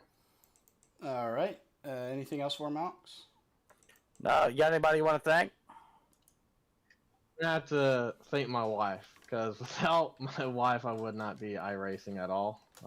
She puts up with a lot with me with this plus my real racing or working on the car, and then also got to thank my son. He keeps me on my toes. Named him. His name's Chase. We named him after Chase Elliott. I don't think we could have named him after a better role model for him. And hopefully one day I'll sit back and he'll take over and win more races than I will on here, hopefully. But just my wife and my son. All right. Well, congratulations on your third place finish. Welcome to the league, and we're looking forward to seeing that speed heading into Bristol next week. Thanks, guys. I'll see y'all next week. Have a good night. And that was your third place finisher.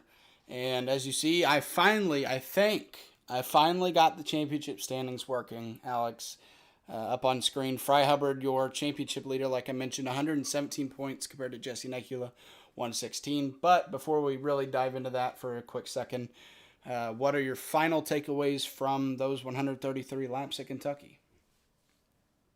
Boys, a lot to take in. A lot of good racing. A lot of tough breaks for a lot of guys, and can't wait to see what Bristol can bring. The last great Coliseum. Yeah, I didn't fully go through the results here real quick, so I'll scroll through that for you guys to see. I only showed the top 18 while we were listening to David Hall there, interviewing David Hall. There you go. There's your top 28 there. Mike Uribe in that 28th position. Then rounding out the field, Doug Wolcott, 135 laps. So he didn't run any laps, but still gets the 35th spot, I guess. So yeah, we'll move on real quick to the point standings. Fry Hubbard, Jesse Nekula, Jamie Barkas, Josh Oswald, and Patrick Trebick in the top 5. Trebick took a huge hit with having to fix that damage and going a lap down. Never able to really recover. No cautions for him to recover with. And that will move him from the points lead down to 5th spot, currently 9 points below Fry Hubbard. So he loses the lead, but he's only 9 points behind. And as long as he continues to run, he's fast. He'll make up those points, I believe, and get back up there close to Fry Hubbard. But so far, I mean, if you're looking at you can look at the points on stream if you want, but a lot of close in that top. Really, that top 6 or 7, the points are just extremely close and way too early to tell who will win this championship for this series. Yeah, championships like this, it's just a war of attrition. Who can survive the longest? Yeah, no playoffs or anything, no finishing ahead of the other driver and not having to worry about points in this league. You definitely have to worry about points, and you have to worry about showing up every week in order to gain those points, as we will also move through here with the championship points on your screen. And some of these drivers, there is 49 drivers on the championship standings, but some of them only ran 1 week. So really right now, some of those drivers on that board, not really racing in the series. Honestly, your top 18 here are kind of the more regulars. David Hall said he would start racing regularly in this series. So, the championship's really going to come down to the guys that you see on the screen. in those 1 through 18th spot. So Fry Hubbard going into Bristol with the points lead. And speaking of Bristol, that is where we will be next week. A half-mile track and one of the highest banking tracks in NASCAR, if not the highest. I think it's up there with Talladega. I'm not sure which takes the lead in that, though. But it's extremely quick laps, probably 15, 16-second laps. And we will have, I believe, 175 laps there. Let me pull up the schedule for you guys one last time. There on screen. Yep, so 175 laps around Bristol, 88 miles, so it'll go by pretty quickly compared to other races. And there's the rest of your schedule. So, yeah, this series next week, next Friday, but for the next broadcast on this network will be this upcoming Sunday for the fun run, sorts you want to call it. Really, not the fun run, the drunk run, honestly, as... you're not required to drink, but if you can drink, they don't require it, but they I'm trying to think of the word English. Encourage. Yeah, they encourage you to drink if you can. So that's that might be a wildfire there at Talladega. So yeah, this Sunday that race, and then once again the Thunderstruck Series next Thursday, and this series 1 week from today. So thank you guys for tuning in to this race, the BDE Racing 200 from Kentucky Speedway. It's been Zach Wetstein and Alex Veith in the booth. Y'all have a good night.